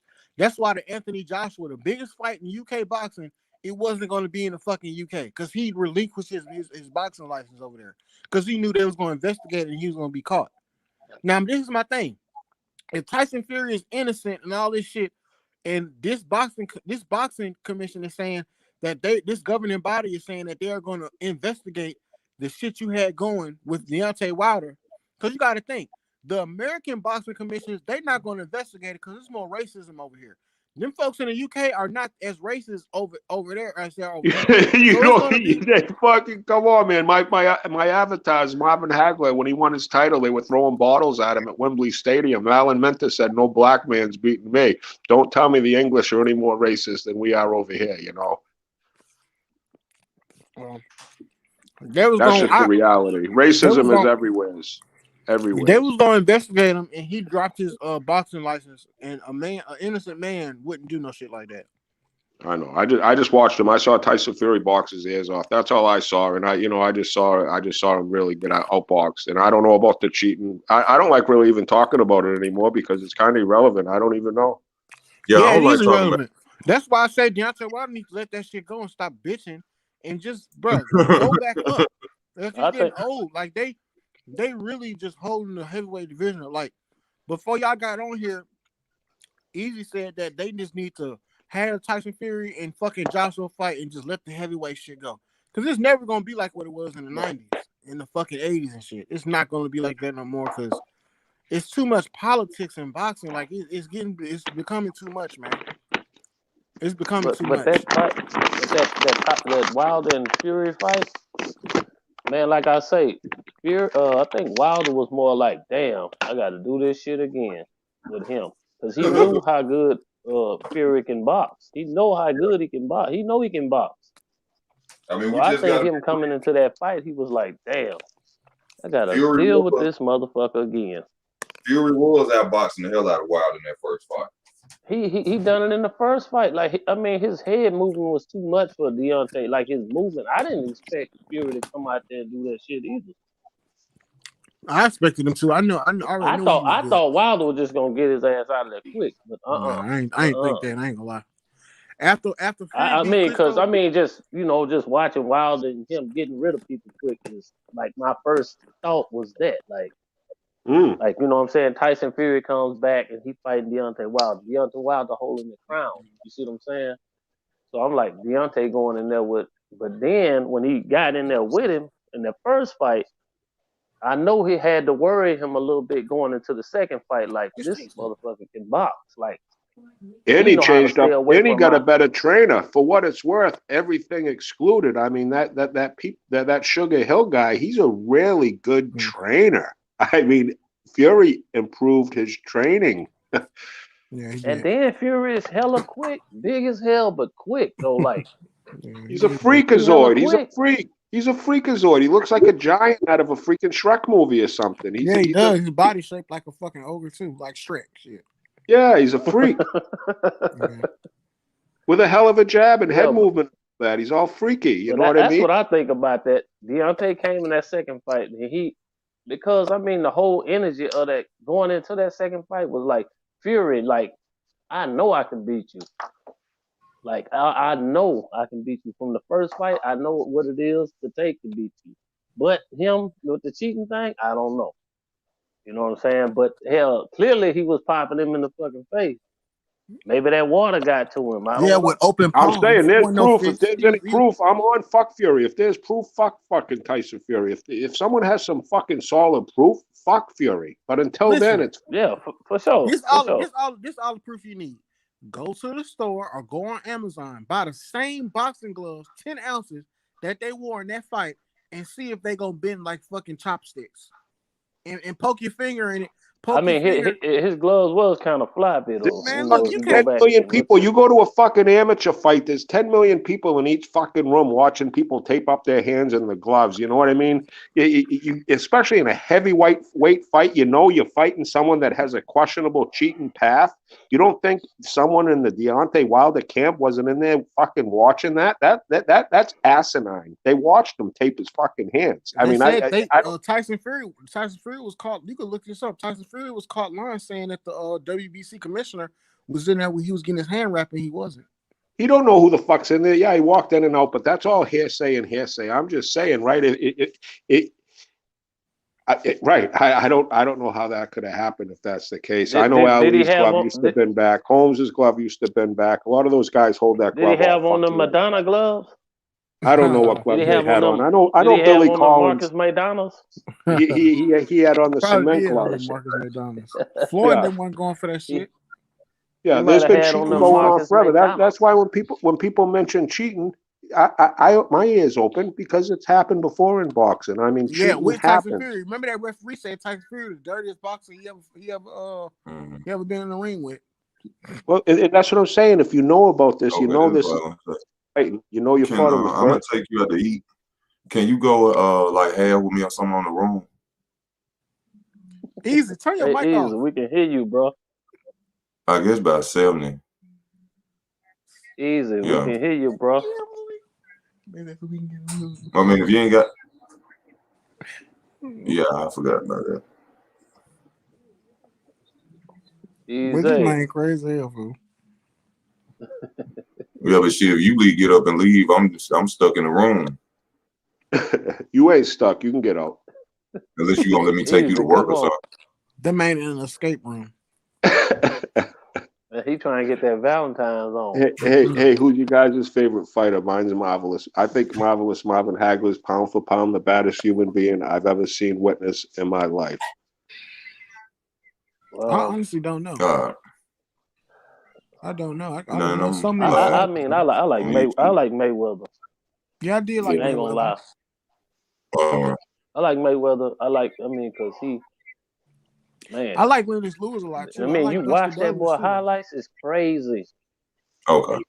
I mean, he wasn't no head bust. He was that in the beginning of his career, but with his thinking and his get out the way, like his defense is crazy. Yep, I agree.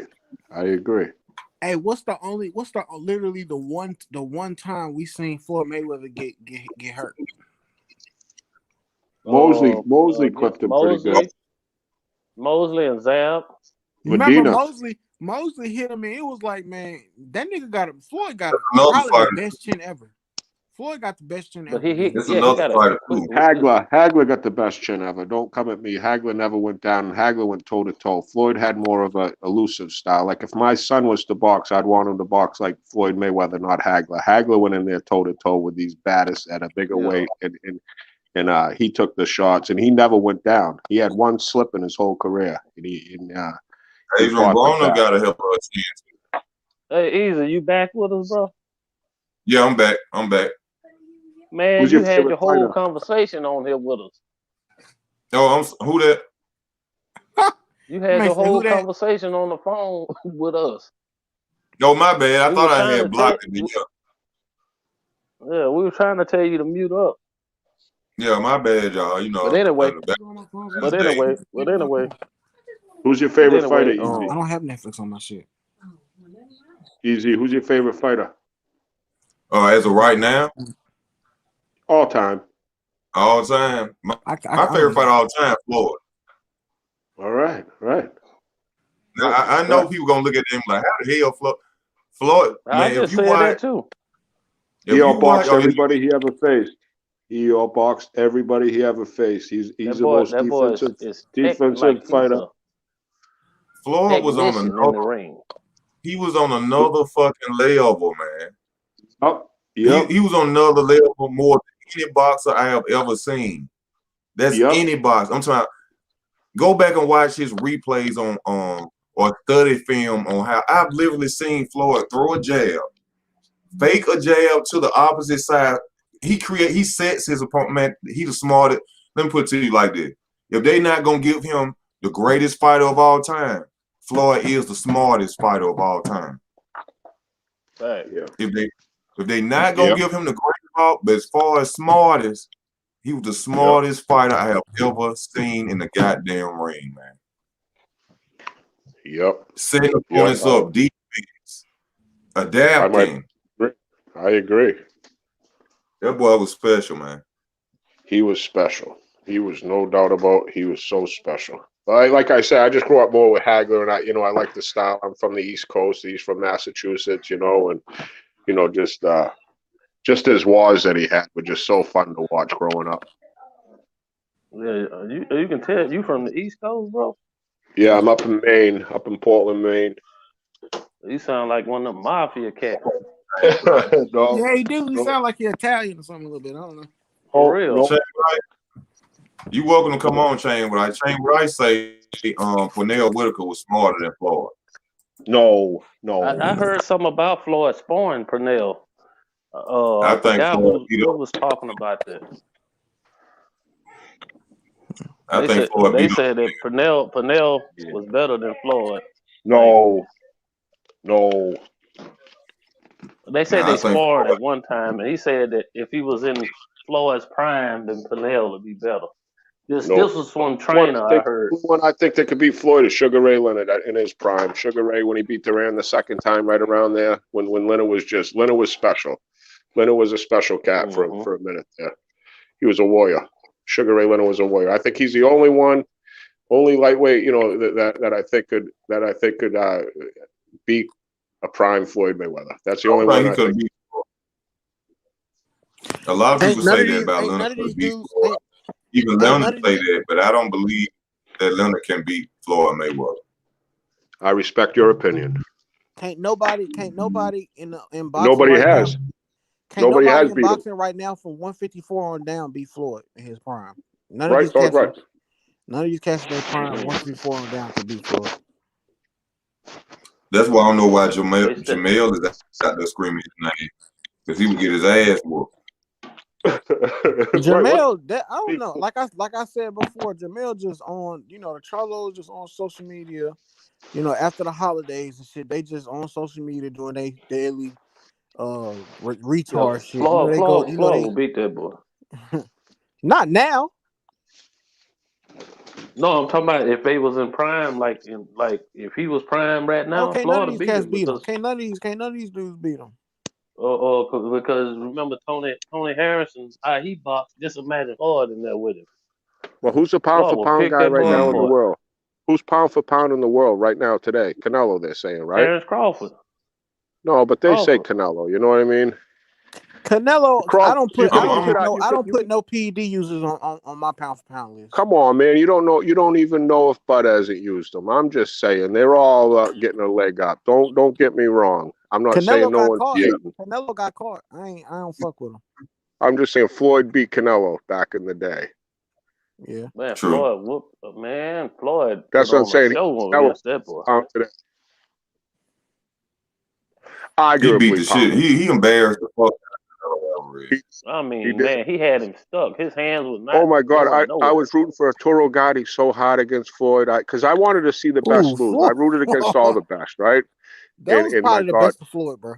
That was so sad. He made it hard. Arturo was a little tired at that point. Oh my God, he beat him up bad. RP, but he got his. That's when the hate for Floyd Mayweather started after that fight for real. Yep. The way he kicked Arturo got his ass. They hated Floyd after that fight. And Floyd said Floyd said, I'm gonna beat his. Ooh, Floyd. Oh, he fucking Floyd. Go back at the end of that fight and see how mad Larry Merchant was. I mean, what's his name? Larry. I think that's his name. Larry Merchant was. Fuck how he was talking. I hate Larry Merchant. I hate Larry Merchant. He was pissed off. A lot of those old school Jack Dempsey, Rocky Marciano, Sonny Liston types, right? They just didn't like Floyd's style. Burt Sugar was good. Who's that? Burt Sugar was good. Burt Sugar was, man, that was my connection. That was my big connection in boxing was Burt Randolph Sugar. He was the best historian that there was. But he watched these boxers that ain't got no film on them live. Yeah, back in the day. Yeah, he got good knowledge. Yeah, he had the best knowledge. But like I'm saying, a lot of people didn't gravitate towards Floyd because of his style. He wasn't the brawler. Yeah. He was the ultimate technician. He mastered. Yeah. He was the Einstein of the sweet science. People didn't. He was Duke in basketball. He was. You know what I mean? Like people don't like the best. Mm. Yeah. But the thing about Larry Merchant and his job is not to have his emotions and shit. Like he'll get on there and say slick shit. He got a little old and senile. I think he was a little punch drunk by the end of it. There, I think Larry might have get into the sauce. He just couldn't stand Floyd Mayweather. They couldn't stand that boy. I don't think he liked his dad. That's the one he cussed out, right? Yeah, I don't think he liked the old man. He didn't like. They couldn't stand him, in my opinion, because they thought Floyd was gonna be the average black fighter.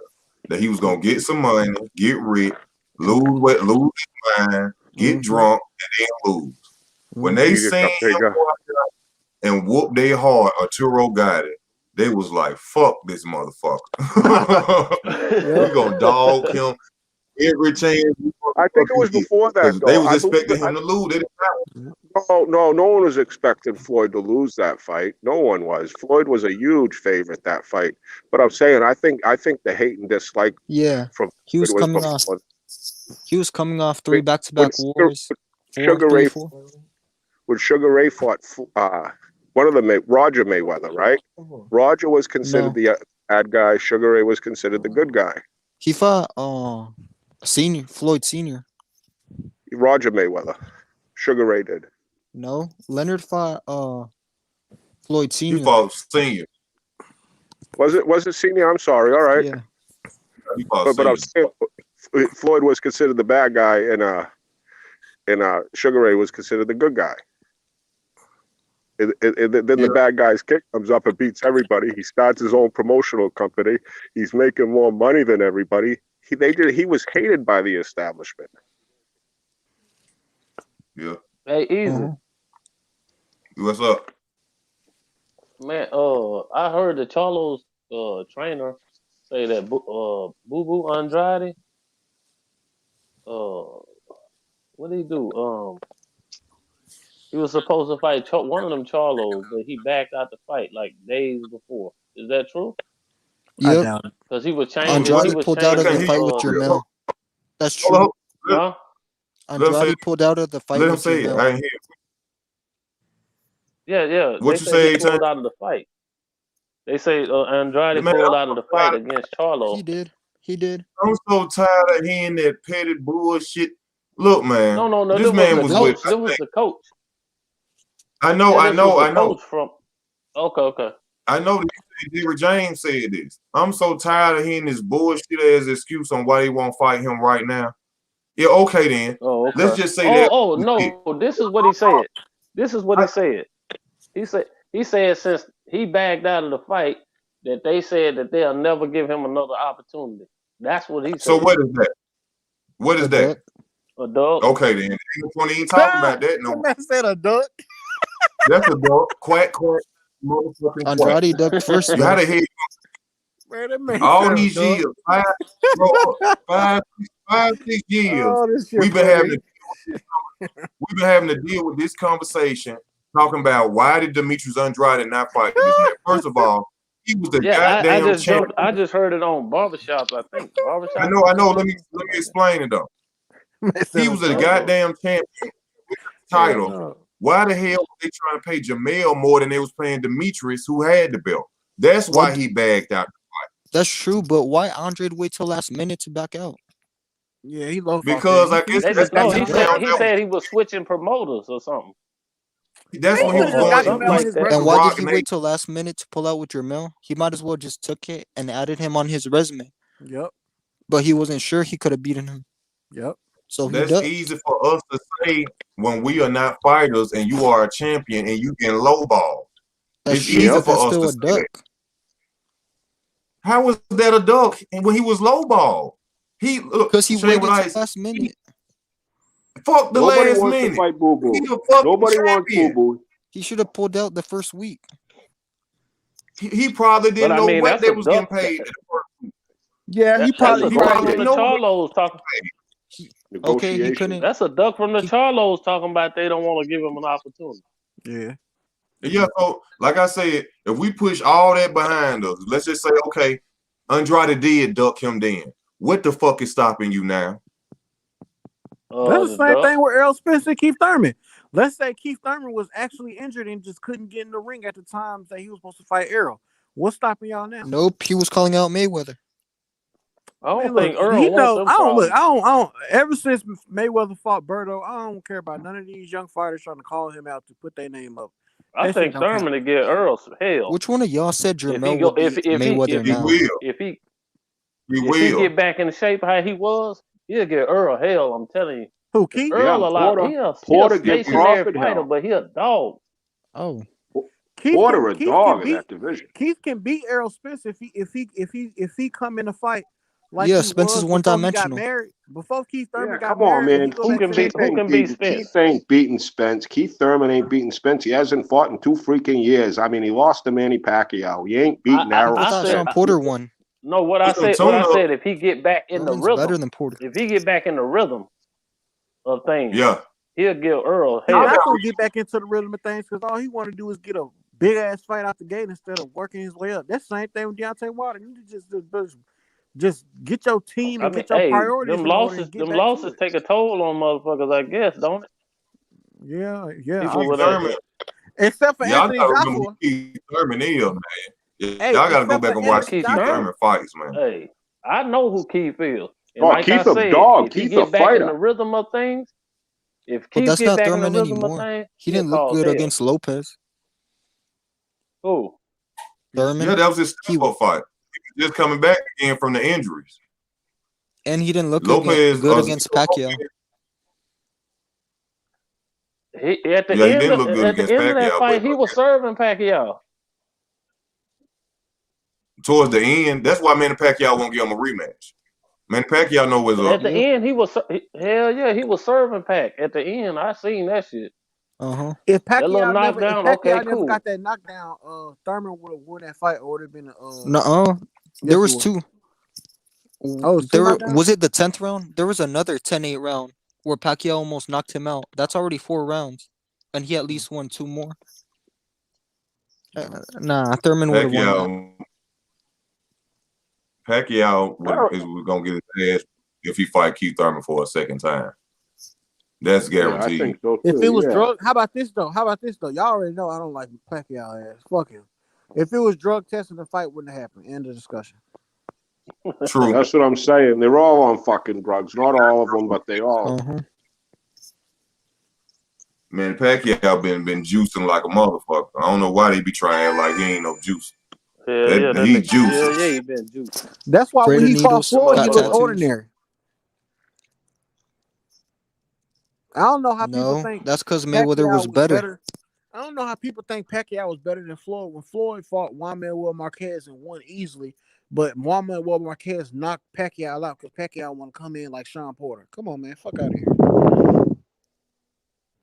People got their opinions. Hey, man, the folks that Pacquiao. Plus, Pacquiao beat Marquez 3 times. It's a good thing Marquez caught him. Yeah, because he was beating the shit out of Marquez. Yep. That's but the people Pacquiao lost, he got that lucky shot.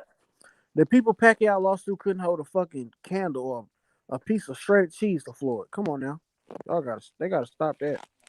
I mean, but some of his fights that he lost, what are you talking about? Some of his fights that he lost, that like Timothy Bradley fight, like that was he was robbed. Yeah, that shit was weird. I don't even know why that was so obvious of a robbery. I don't know what the fuck going on that shit.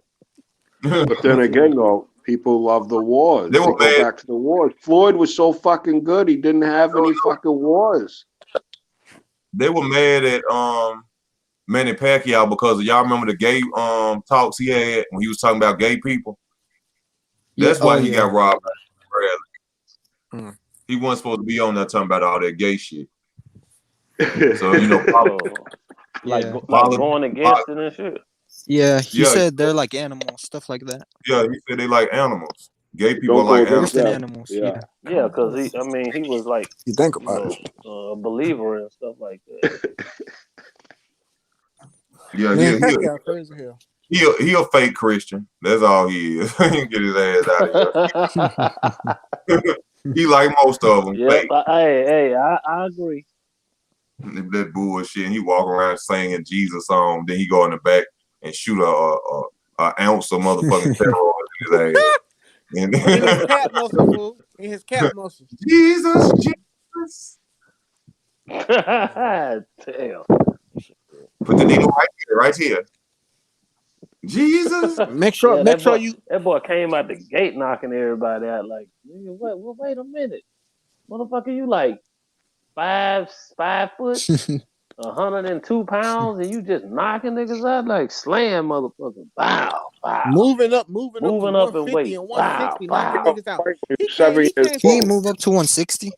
Hold up, not only that, remember at his lower weights, he was getting his ass knocked out. Yep.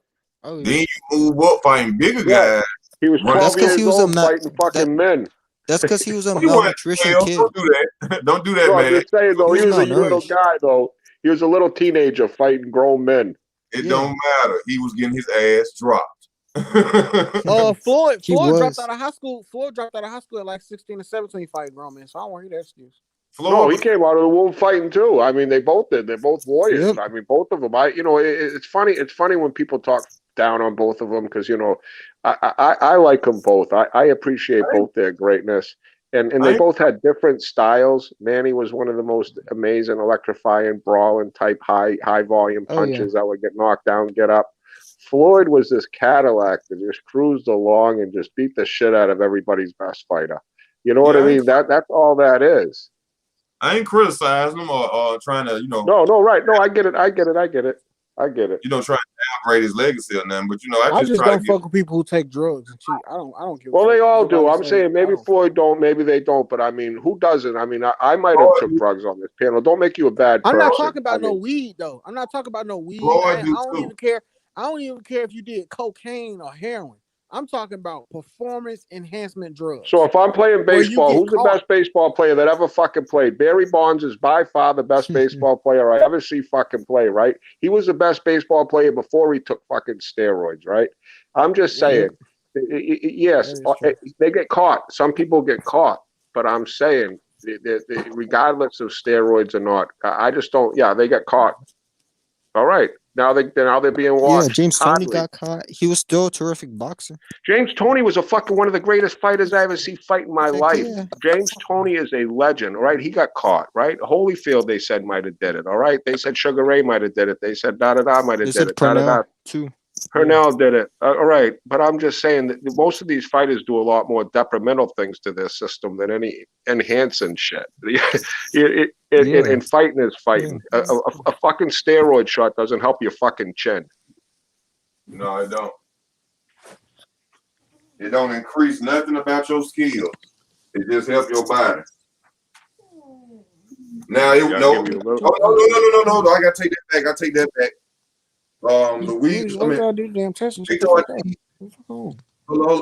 Victor Ortiz versus Andre Berto. Victor Ortiz was clearly on steroids, and he got hit with a sledgehammer right hand, and this motherfucker hit the ground and shook it off. So steroids do help you take punches. Matter of fact, my right hand to the most high on that line.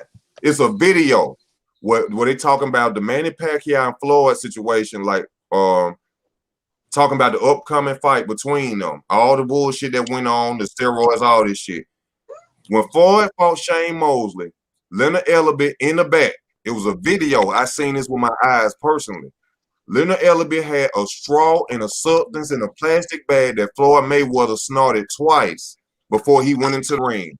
If you think I'm lying, go back and watch Mayweather versus Mosley, and you will clearly see when Floyd get in the ring, the first thing he do is rub his nose against a towel in the corner. That's why Floyd didn't get stopped. That's why Floyd did not get stopped versus Shane. Now, I'm telling y'all, so you know I'm not being biased. I just said I feel this man is the greatest ever. So I'm not being biased. I clearly seen this man snort that substance. Ali, they said might have did shit. He got caught with the vampire facial on Fight Hype. A vampire facial? What the fuck is that? Yep. Yeah. It's doping when they take blood out of you and they put it in your eyes. It's the I think wait. What the fuck? LeBron James. They take blood out of you through your hand and they put it in your face. That's considered doping. For what? What is that? What is the purpose of that? I think it keeps you from aging or something, but you're not supposed to be doing that kind of stuff if you're a fighter. I have a link to it if you want it. Yeah, put it in a link. I heard something kind of different. Like it's somewhere they get some type of blood from you, but they pushing new blood or something like that back in your body or something like that. Yeah, high oxygen. Yeah. I heard that. Everybody's looking for a leg up. Like I said, I think Tom Brady and LeBron James, they're on something that it's herbal. If LeBron James is on something insane on the game. Hold up. Tom Brady don't really have to be on anything because he don't get hit. he ain't taking a bunch of hits. He a quarterback, so But he still needs know stuff if to I like don't, get I him don't. out of He looks bed like and fucking motivation. Peter Pan. Like, Yeah, but with the NFL, that You know shit's what I mean? rigged. So Tom Brady ain't got to be on no LeBron drugs. They give LeBron James. LeBron James ain't shit to me. LeBron James, if he was 6'3", he wouldn't even But hear he about ain't. his sorry. But he ain't. You But can he say ain't that about though. Shaq. He's If fucking Shaq was 6'9" fucking 6'3", he probably would be 6'2", freakazoid. If he you can was say that 6'3", about anyone. you Listen, wouldn't hear about him. He's just listen. a big ass dude who can run fast. If Shaq Come was on. 6'3", you wouldn't hear about him. If Wilt Chamberlain was I don't like 6'3", LeBron. You can say that about anyone. if Kevin Durant was 6'3", you wouldn't hear about him. Yeah. If Paul George was 6 foot, you wouldn't hear. I mean, come on, man. No, that's not a good argument. This is all I gotta say about the NBA. I don't even watch the NBA like that no more. You can ask anybody that know me. I don't even watch that shit like that anymore because all this shit is rigged. LeBron James is the James, freakish listen. athlete that ever lived. The longevity and the athleticism out of a man that size. He is the biggest freakish athlete in the history of the world. Yeah, but listen. Name one NBA player besides LeBron James that you can put a bunch of Teletubbies with no coach on his team and he's still gonna go to the finals. Name one. Ooh. Name one NBA player that don't need no other All-Star. He don't need no other player on his team, and he gonna take high schoolers to the NBA finals. Name one other player besides LeBron James. Jordan. No, not Jordan. Kobe. Jordan hasn't won one playoff game without Pippen. So think of somebody else. LeBron's the only one. Kobe had Shaq and Kobe had. Hold up. Kobe. Hey, Kobe in all had actuality, though, we can't Kobe even had use Shaq that. and he had Pau Gasol. He had the Pau Gasol team with all the niggas, and he had Shaq. So name somebody else. We can't use that because at the end of the day, it takes a team to get to the playoffs anyway. So we can't even use that. But LeBron is literally LeBron is the only player that don't need a coach. He don't even need another player to average 5 to 10 points a game. LeBron has been to the finals without a good coach. When he was in Cleveland, the coaches weren't great. Hold up.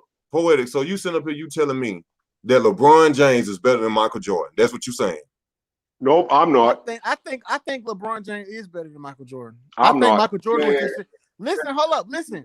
I think Michael Jordan was in a better position, and he was with a team and an organization that actually built around him. LeBron went to Cleveland, and they gave this nigga the bare minimum, and because he was so great, they feel like they didn't have to give him nobody like that. That's why he left. So LeBron. Come on, man. Jordan didn't win without Pippen. Pippen won without Jordan. Hold up, listen. Pippen won without Jordan. You know that, right? Jordan has not won not one playoff game. Anything in Jordan. Don't put Pippen with Jordan. Pippen won one without Jordan. Robert Horry has all kinds of them. I mean, come on. I mean, let's just state the facts here. Michael Jordan's the GOAT. The best basketball player I ever see play in my eyes is Michael Jordan. No doubt about it. Michael Jordan was the most lethal basketball player I've ever seen play. I think LeBron ain't even nowhere. All I'm gonna say is all of them good when they turn their ball on. Yeah. Facts. That's true. Facts. All of them good. Now I see why Jordan couldn't miss. Now I see why Curry can throw. Now I see why Curry can throw a 3-pointer from half court and it goes straight net. Well, look, them guys. Look, even without the ball, them niggas can still play basketball just as good. I mean, they show up at even without the ball. I mean, Kevin Durant, Kobe Bryant went to Rucker Park. They did the same thing. I mean, them niggas can still play. I mean, they can play. We not saying they can't play. Hey, look at this. How y'all think the Harlem Globetrotters do what they do? How you think that? Yeah. You see it's out there. They do. It's out there. They turn on balls when the bets go in and all that, and they want to go over. They can turn the shit on for you. They can make you a superstar too. That's why you just said Curry can shoot damn near half court 3-pointers, and that's nothing but net. And that's why we have superstars, because they create them. Just the same way in music, the same way in boxing. They create our superstars. Okay, we know that, but let's say all that shit wasn't true and everything was real. Y'all still can't name me one player. Listen, y'all still How we gonna can't do name. that though? Listen though, y'all still can't name me one player that don't need another All-Star to go to the finals. You keep trying to stress that point. Cause I just want to know, like, people be acting like LeBron just feel like, bro, who? Okay, Yeah, and it's a different all time these in the other NBA. huh? It was a different time in the NBA, a little watered Yeah, down. but Jordan LeBron played did that shit in elite. 2008. Hey, LeBron did that shit in 2007. y'all- It was still defense being played. Do y'all think LeBron would have made it, let's say, against a team like the 80s Bad Boys of Detroit? Yes. Hell LeBron, no. listen, bro. Jordan is 6'6", what, 30, 40? That ain't got shit to jump. do with it. Look, you telling me Jordan did good against those teams, right? 6'6", 230, 20 slim. He didn't do slim, good. athletic guy. Listen though. Has anybody ever seen LeBron James play basketball live? No, I haven't. I've seen him play 3 times. I've seen him live 3 times. One time I was just about courtside. He stands out. He's a different type player. His passes are faster than everybody. He runs faster than the little guy. He jumps higher than everybody.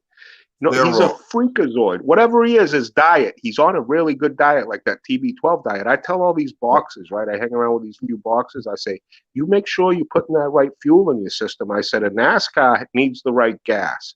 You have to put that fuel in your system to go.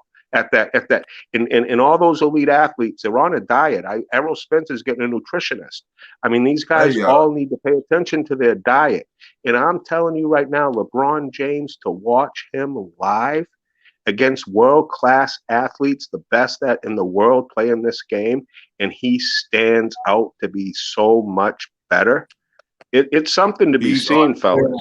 And his longevity, I've seen him like 12 years apart, right? I've seen this guy 12, 13 years apart playing, right? And the last time I see him play was Paul Pierce retirement thing at the Garden, Boston Garden, right? He annihilated the Celtics. And he is a fucking freight train.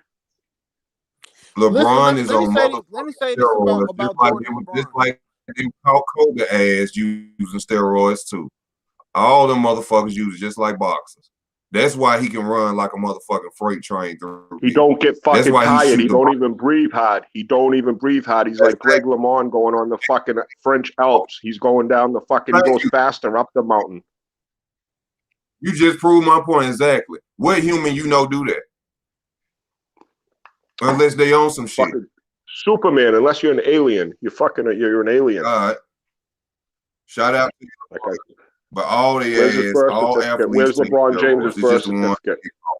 And LeBron James could play in any fucking era. Don't give me this. He couldn't play against. He would fucking run Bill Lambert over and he'd break John Sally's fucking arm. You know what I mean? He is a fucking mountain of a fucking man. He could play fucking NFL. He could do anything. This man is a special fucking human. Let's appreciate him. His longevity at being elite has never been seen before in the history of sports. His level of longevity of being elite. Y'all heard about Lamar Odom saying that he finna come into boxing? Yeah, I seen that stupid ass shit. Fuck him. He needs to go to fuck somewhere. They gonna knock the cocaine out of his ass. He not gonna do that, bro. It's just talk. I don't want to hear it. He not gonna do that. Maybe he'll fight Nate Robinson. His only chance is if Nate comes back. Him and Nate have a fight. No, I think Nate. Or what if Brandon Marshall fight Lamar Odom? Hey, look though, people don't know Lamar Odom was fucking cold as shit, dude. Like dead ass. Dude was cold as hell. What you say? Hold up. I ain't fuck that basketball. Right. Fuck that basketball. No, talking about hold up, listen, this is the last thing. This is the last thing I'm gonna say though about the LeBron Jordan. This is the last thing I want to say, but y'all was just talking, I didn't say it. You can't tell me that Jordan was 6'6", 230, slim, athletic, and was doing all that stuff in the paint with those big guys that y'all say all defense. But LeBron James being 6'8", 260 that can run and jump and do all the shit these guards can do, couldn't do it. Like what? That's crazy. Nobody said that. I mean, but if Jordan could do it, LeBron could probably do it better. That's how I look at it. But I mean, LeBron is a good player, but to say. I mean, besides, like you said, let's throw the magnetic ball out of there. Let's act like we don't know nothing about that. All right. You still can't compare LeBron James to Michael Jordan at all. You can't. For one, I think you can compare any player. Hold on. Let me explain. This what Jordan kills Kobe and LeBron James. The most defensive player of the year. Oh yeah, that's right.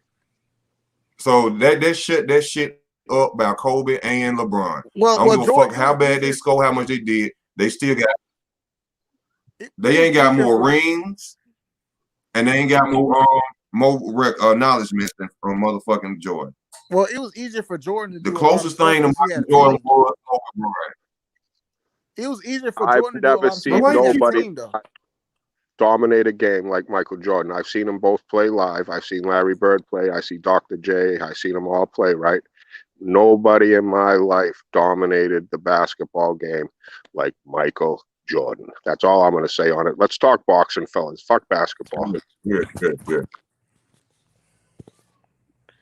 Now, what we going to go out with this boxing? Let me see something. Oh, Mad Chad, how you feel about Manny Pacquiao trying to get $40 million to fight Terence? Do you see that as a duck? He really said that, bro. That's crazy. What the fuck? Like I say, all this talk, it's on Google right now. All this talk easy, 40 million this, 40 million that. I don't even know where to begin. Why doesn't Terence just say, why doesn't Terence say, I'll do it for 20?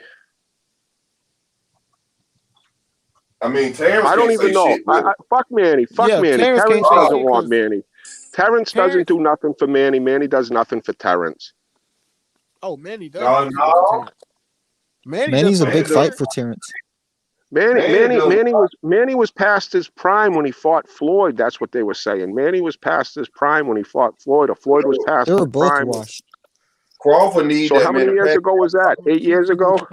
Crawford need that Manny Pacquiao fight, that big game fight they keep talking about that's stopping him from doing everything.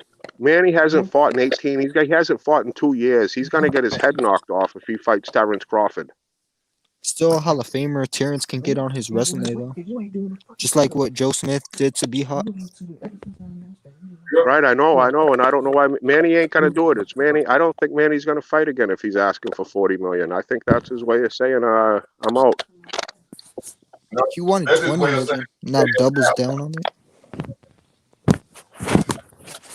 That's his way of saying, my next fight is retiring now. That's all he's gonna do, man. Pacquiao gonna retire, y'all. Yep, I think so. Why y'all think he relinquished them belts? He wanted to fight McGregor. He's champion in recess. Man, recess my ass. He's gonna retire. Yep. Well, if he had no plan, if he was just gonna retire, he wouldn't have requested to be champion in recess. He would just vacate it. Him doing that, him being champion in recess, shows that he has some plans. He's waiting for the biggest money. He's just looking for the biggest money fight. He was hoping McGregor would have beat Poirier. Yep. He's looking for the big. That's why he offering for 40 million. Because Manny Pacquiao want a big fight and he can go for that. Because somebody if he wanted to, Mike. Yeah. If he wanted to continue in the sport of boxing, he would have kept his belt when he fought Spence or Crawford, and he would have kept going. But Manny Pacquiao, y'all forgetting this man is 40s. He really don't need to be out there. Yeah. He don't need to be out there. That man is looking for another big fight, and he finna sit down and retire because he has nothing else to show us. If he don't fight, look, he just had them paydays, big paydays, Crawford or Spence. He don't want either of them. He ain't going out there. He ain't trying to prove nothing to nobody no more. Because if he was, he'll prove it by fighting one of them. Manny Pacquiao just give him some money and go sit the fuck down.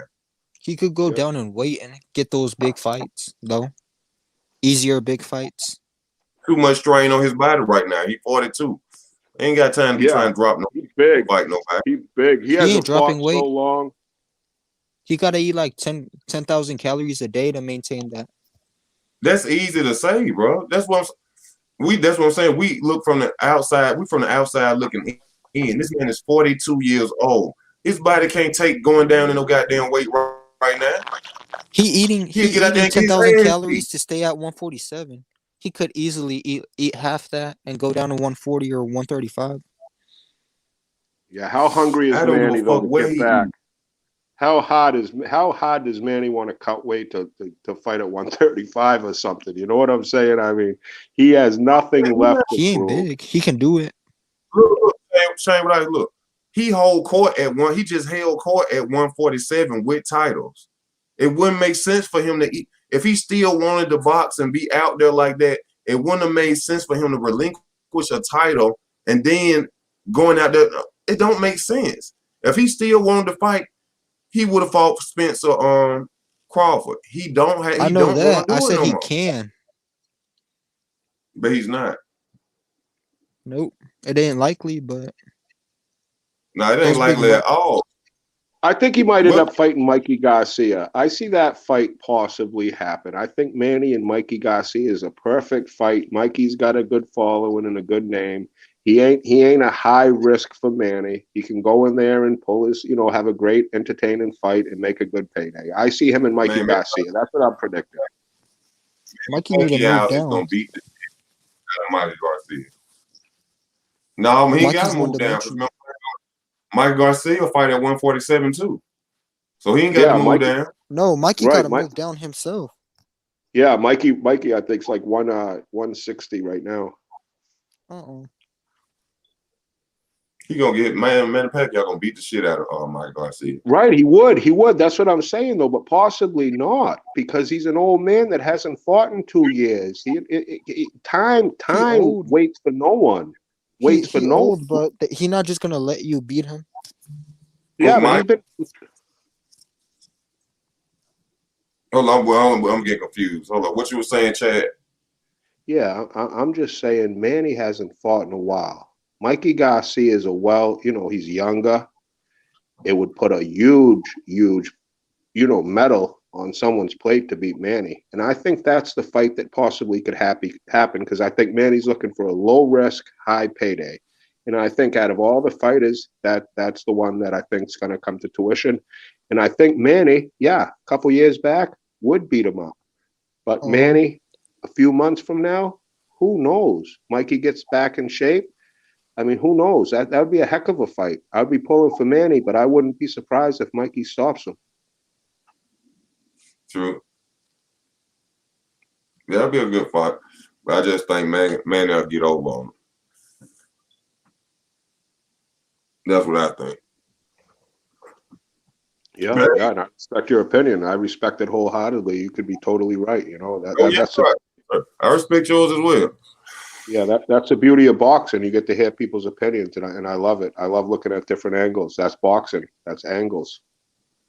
Yes, sir. But hey, this is what I gotta ask. Oh, also this Mad Chad. I know you like LinkedIn up in boxing. If you know any way I could get in contact with any boxers or anything like that, please send a link or after this video go in the messages. That'll help me really upgrade the channel.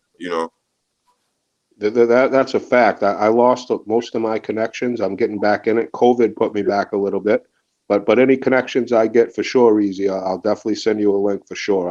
I respect your opinion a lot. I really enjoy your channel. Hit the likes, everybody, and thanks for having me. I like the way we can ebb and flow on the channel. I like it a lot. Thank you. Thank you as well, bro. And also this, y'all, did the Castano and Teixeira fight? Did it come on? Is it a full fight on YouTube yet? Because I ain't seen it yet. I didn't even really know about it. So I really want to watch that fight. Where can I look at it? YouTube. It should be up by now. Yeah, I got to check that one out, man. Yeah, like I say, that Castano, his amateur record and his pedigree, that Devchenko. He beat Spence. And he beat Spence in the amateurs. He was 181 wins and 5 losses. I mean, that's impressive. And then he's undefeated in Teixeira in a bum. I don't think he's a world-class fighter, but he's not an A level. He put on a boxing clinic, and I'm very impressed with this guy. He'll give Charlo a handful. He called Charlo right out after the fight. He said, "Hey, I want some belt." And Charlo could beat him too. I mean, this kid will beat him. Everybody's saying Charlo will be a big favorite. I'll tell you right now. The boy called out Charlo right after the fight? Yep. Yes, sir. Okay, then. All right. You know what I'm saying? And he's come from a boxing family. He comes from a boxing family. He's Argentinian. Those Argentinians are tough. I mean, they're tough. Yeah. They have some great Carlos Monzon, and then great lineage there. And he's just a great fighter. He's real compact. He has short arms. He just goes right in there, toe to toe, kind of. And he wins rounds. He just wins rounds. He ain't like a super pop puncher, but he's just a high volume puncher that takes one. He's got a great chin. Very, very fun fighter to watch. He fought Lara, right? Castano, and it was a draw. Yep, and he got he got robbed. Yeah, I saw that. I don't know if it was a robbery. I wouldn't call it a robbery. I had it a draw, to be honest. I thought he had chances against Lara, but Lara's a heck of a fighter. Let's not forget, this guy's a world class. He's a stallion. Oh yeah, Lara's no slick joke. Cuban. If Castano had more height on him, he beat all their ass, in my opinion. He most definitely whoop Jermell Charlo ass. Yep. Jermell still got Tony Harrison problems. That Who's a journeyman. He will reign supreme at 154, Castano. I think he's going to. I really do. With the way he fights right now, his compact style. He has a lot of movement. He fights at angles. And he gets in. He gets in with all these fighters. He has great boxing sense. He can really feint, and he not saying he's Andrew Toney, but I like the way he blocks the punches with his gloves. He's just a real. You could see that he's really experienced, and he's fun to watch. I think he cleans up 154. I really do. It's gonna be fun.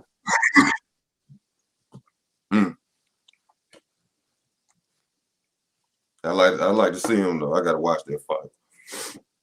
But there's another fight coming up against what's his name, Burchell.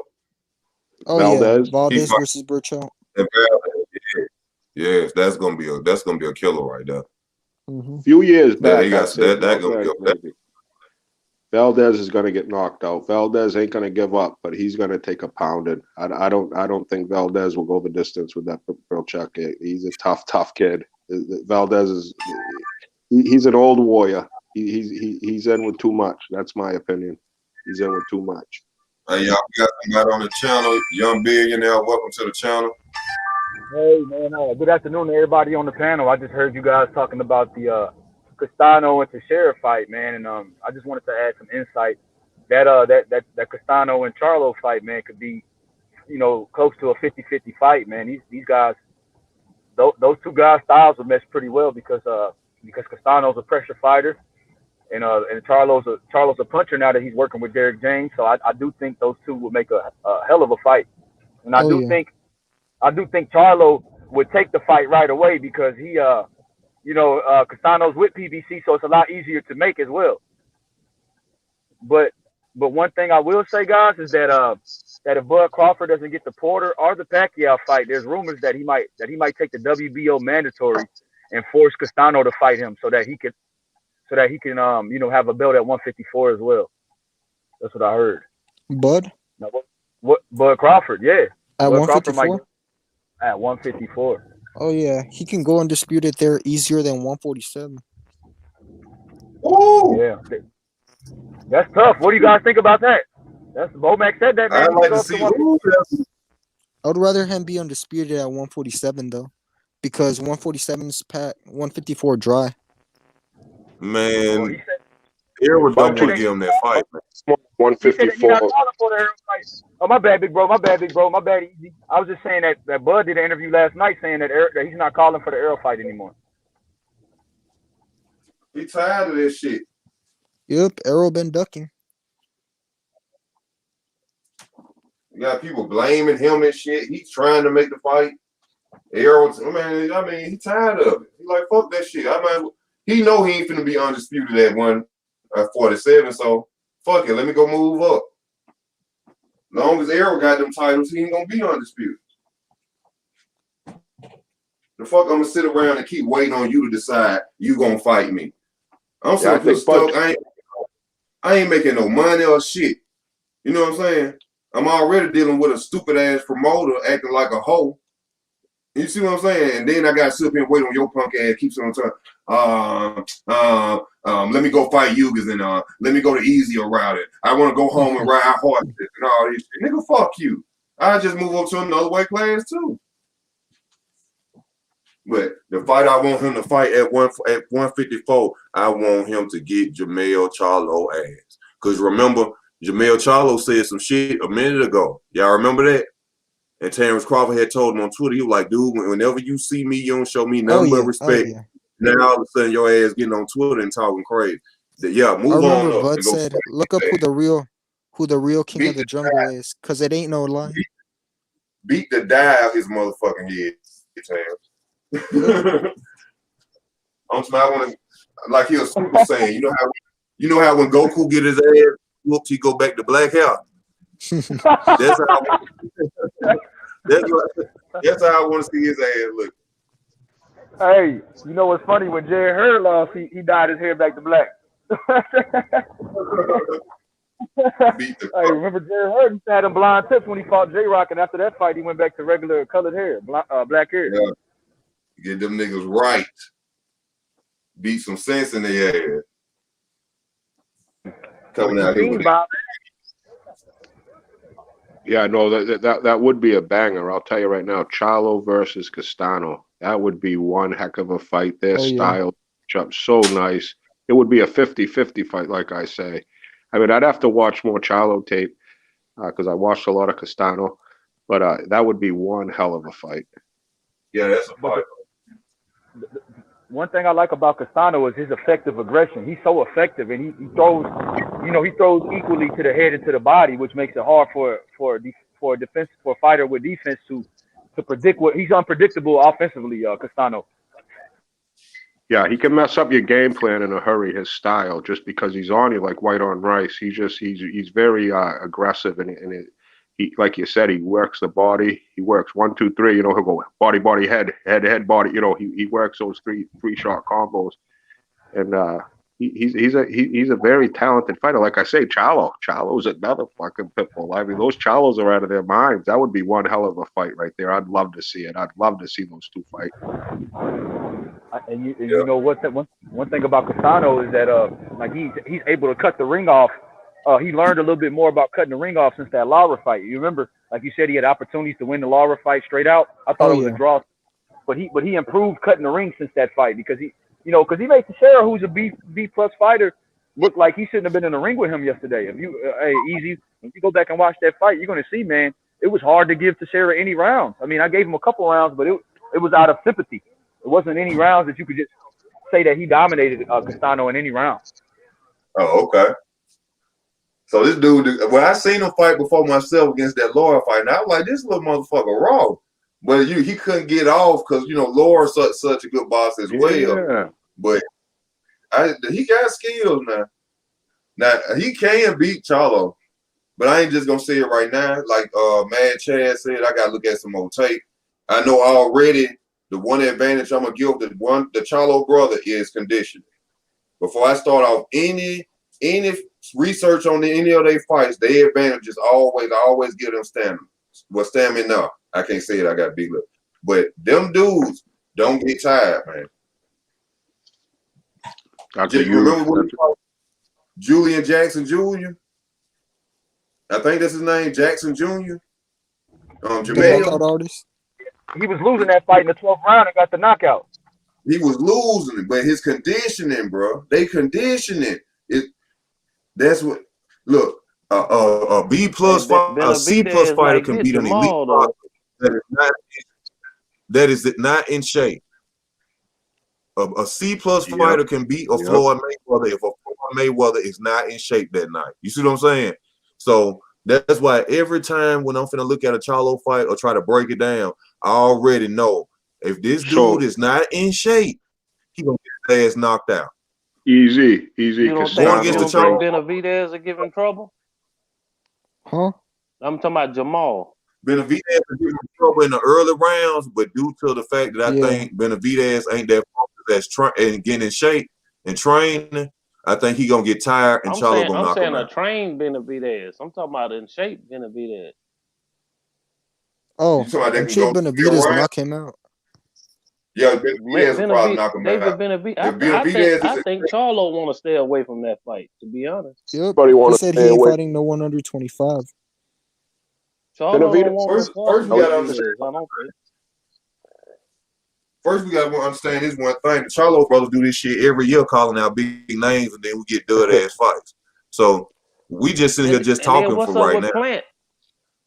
Plant don't want to see Benavidez either. Nobody wants David. He's in shape right now. Benavidez is. I follow him a little bit. Nah, he's in shape. He's in the gym every day. You know, he's a young kid. He's only 24, 22. He's young. He's made mistakes. Okay. Who hasn't made mistakes? But he's got a ton of talent. You're talking about a natural fighter that's long and rangy. He will walk you down all night. He's a fucking beast. He's like a fucking freakazoid. He's a freakazoid at 168. Hey, y'all sleeping on that boy, I'm telling you. If he in shape, yeah, I believe y'all. He will walk him down and punish. But if he fuck around, come around there playing, like I seen him doing most of his fights, that tire shit. Jamal I don't think he'll come in the Charlo fight playing. I don't think he'll come in the Charlo fight playing, and I don't think he'll go in the Plant fight playing. I think he'll go out there and dominate. Be honest. That's why they don't want them fights. I think Benavidez beats Canelo. Oh, Benavidez is a monster, man. I'm telling you. Ask Darrell about it. Who is that? Darrell? Anthony Darrell? Was that? Yeah, Anthony Darrell. Hey, Easy, I agree with you, man. I don't know about that. I think Jamal. I think Jamal's kind of sidestepping that fight, but I can see Jamal has some type of attributes that can give Benavidez trouble, though, man. Oh yeah, he does. He can. He has a beautiful jab, bro. His jab and his defense has gotten better. The guy's a natural. He's a tank, bro. Jamal is a big old strong kid too. No, but I think Jamel fight better than Jamal. Oh yeah. I don't know. I swear, I ain't lying. I think Jamel got more heart than that boy, though. Jamel is more okay. Jamel is more like, since Castano called his name, Jamel ain't letting that ride. He's gonna fight him next if he can. You know what I mean? Jamel ain't taking no other fight since boy called him out. Yeah, Castano called him right out. So Jamal should be up on that, like Benavidez. Okay, if he think Benavidez a slouch, then let's go. Benavidez put a date on it, I heard. Yeah. Like, I'll fight you this date. I just got my eye test, fellas. I don't have any dog in the fight, and that David Benavidez, he can really fight. You're talking just about a natural fighter, that big of a fella that can throw that. He's got long arms, and he can take a hell of a punch. And now he's got his mind straight. Me of them brothers in the UFC. He got dropped against Ronald Galvin. He got up, though. He got up, didn't he? He did. Yeah, but that's the point. You could still have a chin and get knocked the fuck down. Just because you get knocked down don't matter that you fucked up, you know? I mean, you still have a chin and get knocked down. I mean, I'm just saying. We can't forget who Jamal been in there with. Who has Jamal been in the ring with? Who? Let's go. Let's not. We ain't talking about Jamel. We talking about Jamal. Bring it up. Nobody, baby. Yeah. Hey man, I'm just saying, the dude is a strong. We'll see though, man. We'll see, man. I don't know if we getting him. I don't know if we getting Jamel and Jamal mixed up right here. Because nobody. No. Jamal fought Julian Williams, man. I know the Jamal, the big one, the one that just fought Derevchenko. I know who you're talking about. But but he was clearly bigger than Julian Williams that fight now. He's supposed to be at 160. And Jamal fight's not even exciting like Derevchenko. What's that boy he fought last? Derevchenko, yeah. Yeah, like, man, Benavidez, that's a whole nother beast. I'm telling you. Nah, Benavidez could fight, man. Nah, he could really, really fight. That nigga got some combination, and he looked like Tyson Fury, kind of his body shape. Yeah, he's smaller Tyson Fury looking motherfucker. Big body, fast hands. Yeah. Man, Cole like a grim reaper. And he got a hell of a jab too. Hell of a jab. Fast hands, hell of a jab, and he's scary looking. And he's fucking scary looking. Yeah, that jab can drop somebody, I'm telling you. That Matt Carball That's the reason did beat why Charlo.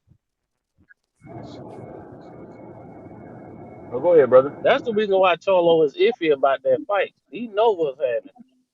If you go back and watch Benavidez fights, watch his combinations and all that shit. Like he's a big, tall, long motherfucker. Oh yeah. He'll beat Charlo ass. Yeah. He'll beat Charlo ass in my opinion. And hey, what's up with Plant? Plant don't want to fight Benavidez. He don't want to fight Canelo either. Look like. That's the only fight Canelo because Plant his last fight, no sir. I can't even see Plant beating Saunders, to be honest. No sir. Plant make a lot of mistakes. I think once somebody pressure Plant, it's over with for Plant. Somebody in his ass right there in front of him, like a Canelo. That's why Canelo keep offering that boy that fight. Canelo know that little shit ain't gonna work on me. Canelo won't that ass. Yeah, I think Canelo will punish Caleb Plant. Yeah, I totally agree. I was a little big on Plant there. He was so unimpressive against Truex. You know, he doesn't have much gas. It seems like he gets gassed out. Oh and yeah, he had his toes too much. If he faces a pressure fighter like someone like a Canelo that that's bringing the pressure, he is gonna get pounded. You know, he's gonna fold like an accordion. He's gonna fold like an accordion. Like I said, I think BJ Saunders beats him. I think he was almost exposed.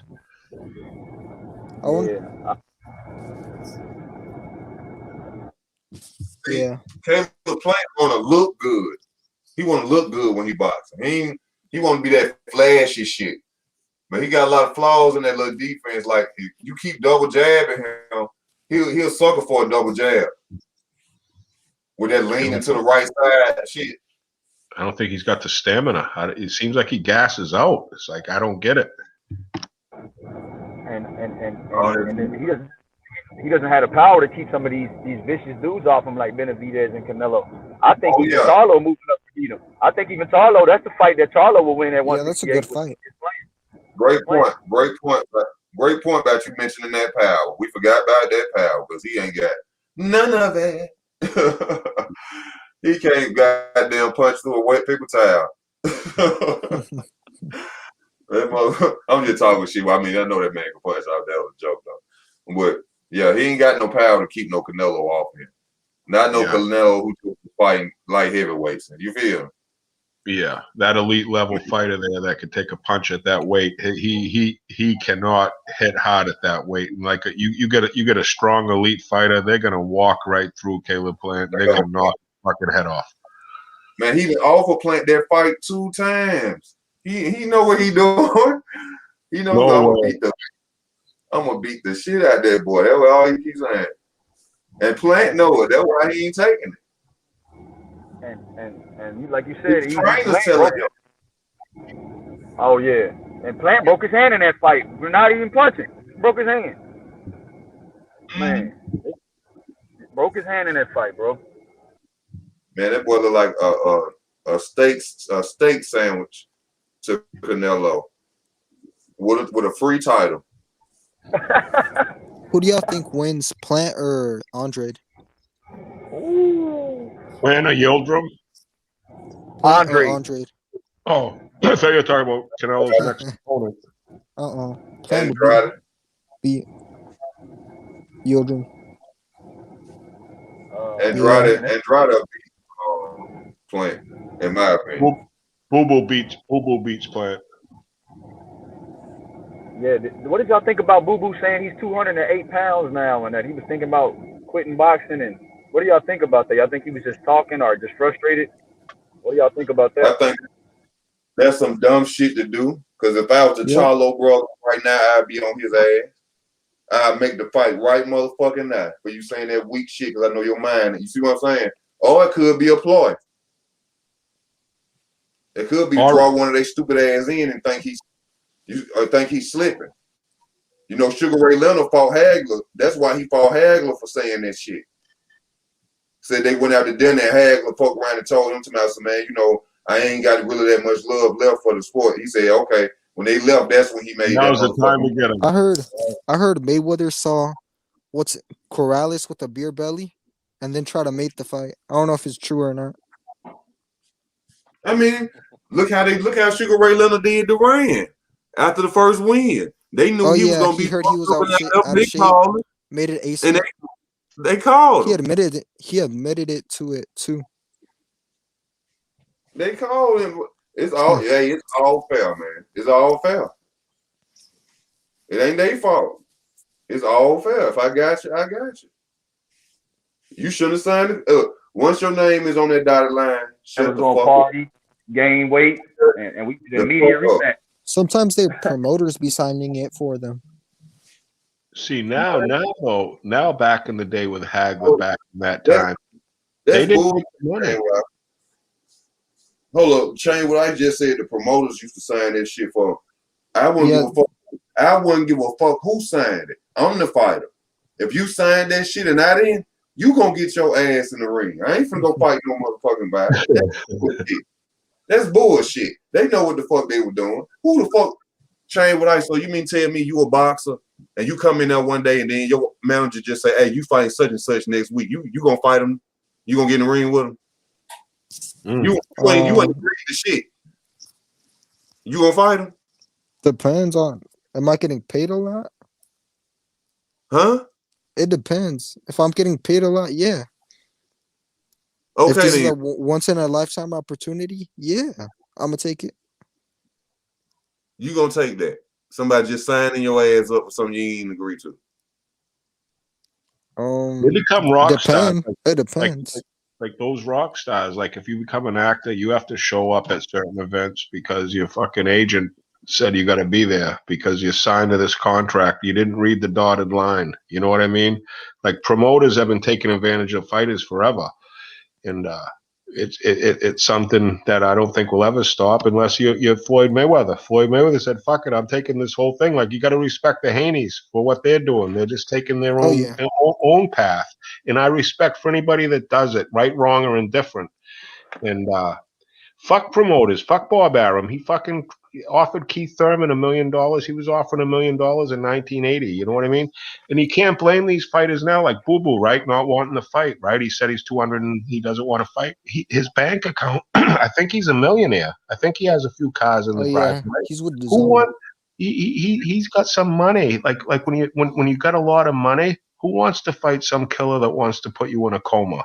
You know what I mean? Look what happened to Warrington last night. The kid was on. I mean, hopefully he's all right, but he took a beating. I mean, this is a brutal sport. When you get to that level, and these kids are getting paid. Garcia said that the little kid said, "I need 2 more fights and I'll retire." I mean, because they're getting so much money, I can't knock them for it. That's why the fights aren't happening. Errol Spence just made $9 million, I think, for fighting Garcia. You know, it's like, does he really want to fight Bud Crawford that could take his horses and beat him up? No. They're human beings. Not only are they fighters, but they're humans. Exactly. Us fans want to see the best warriors fight the best warriors, but you know, you only have so much life expectancy. They like motherfuckers be Superman and Wonder Woman and shit run around with boxing gloves on. They forget they human. They forget that. But honestly, y'all, I gotta get off, man. You know, it's Valentine's Day. Yeah. You know, I gotta go, man. I hate I gotta go right now because the channel was getting on point, man. But I thank everybody for tuning in. A-Town, Shane with Ice, Young B in there, Bad Chad. You know what I'm saying? I thank y'all for tuning in, man, and sharing your time with me. Thank you. Thank you. Easy. You want the link in the private chat? Okay. Easy. Y'all smash that like button for my boy.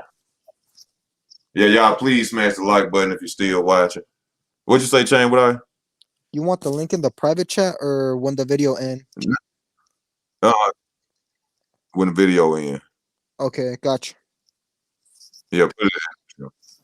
All right, man. Once again, man. See y'all, man. Let y'all enjoy y'all day, man. It's easy work. I'm out, man. Peace. All right, bro. Peace.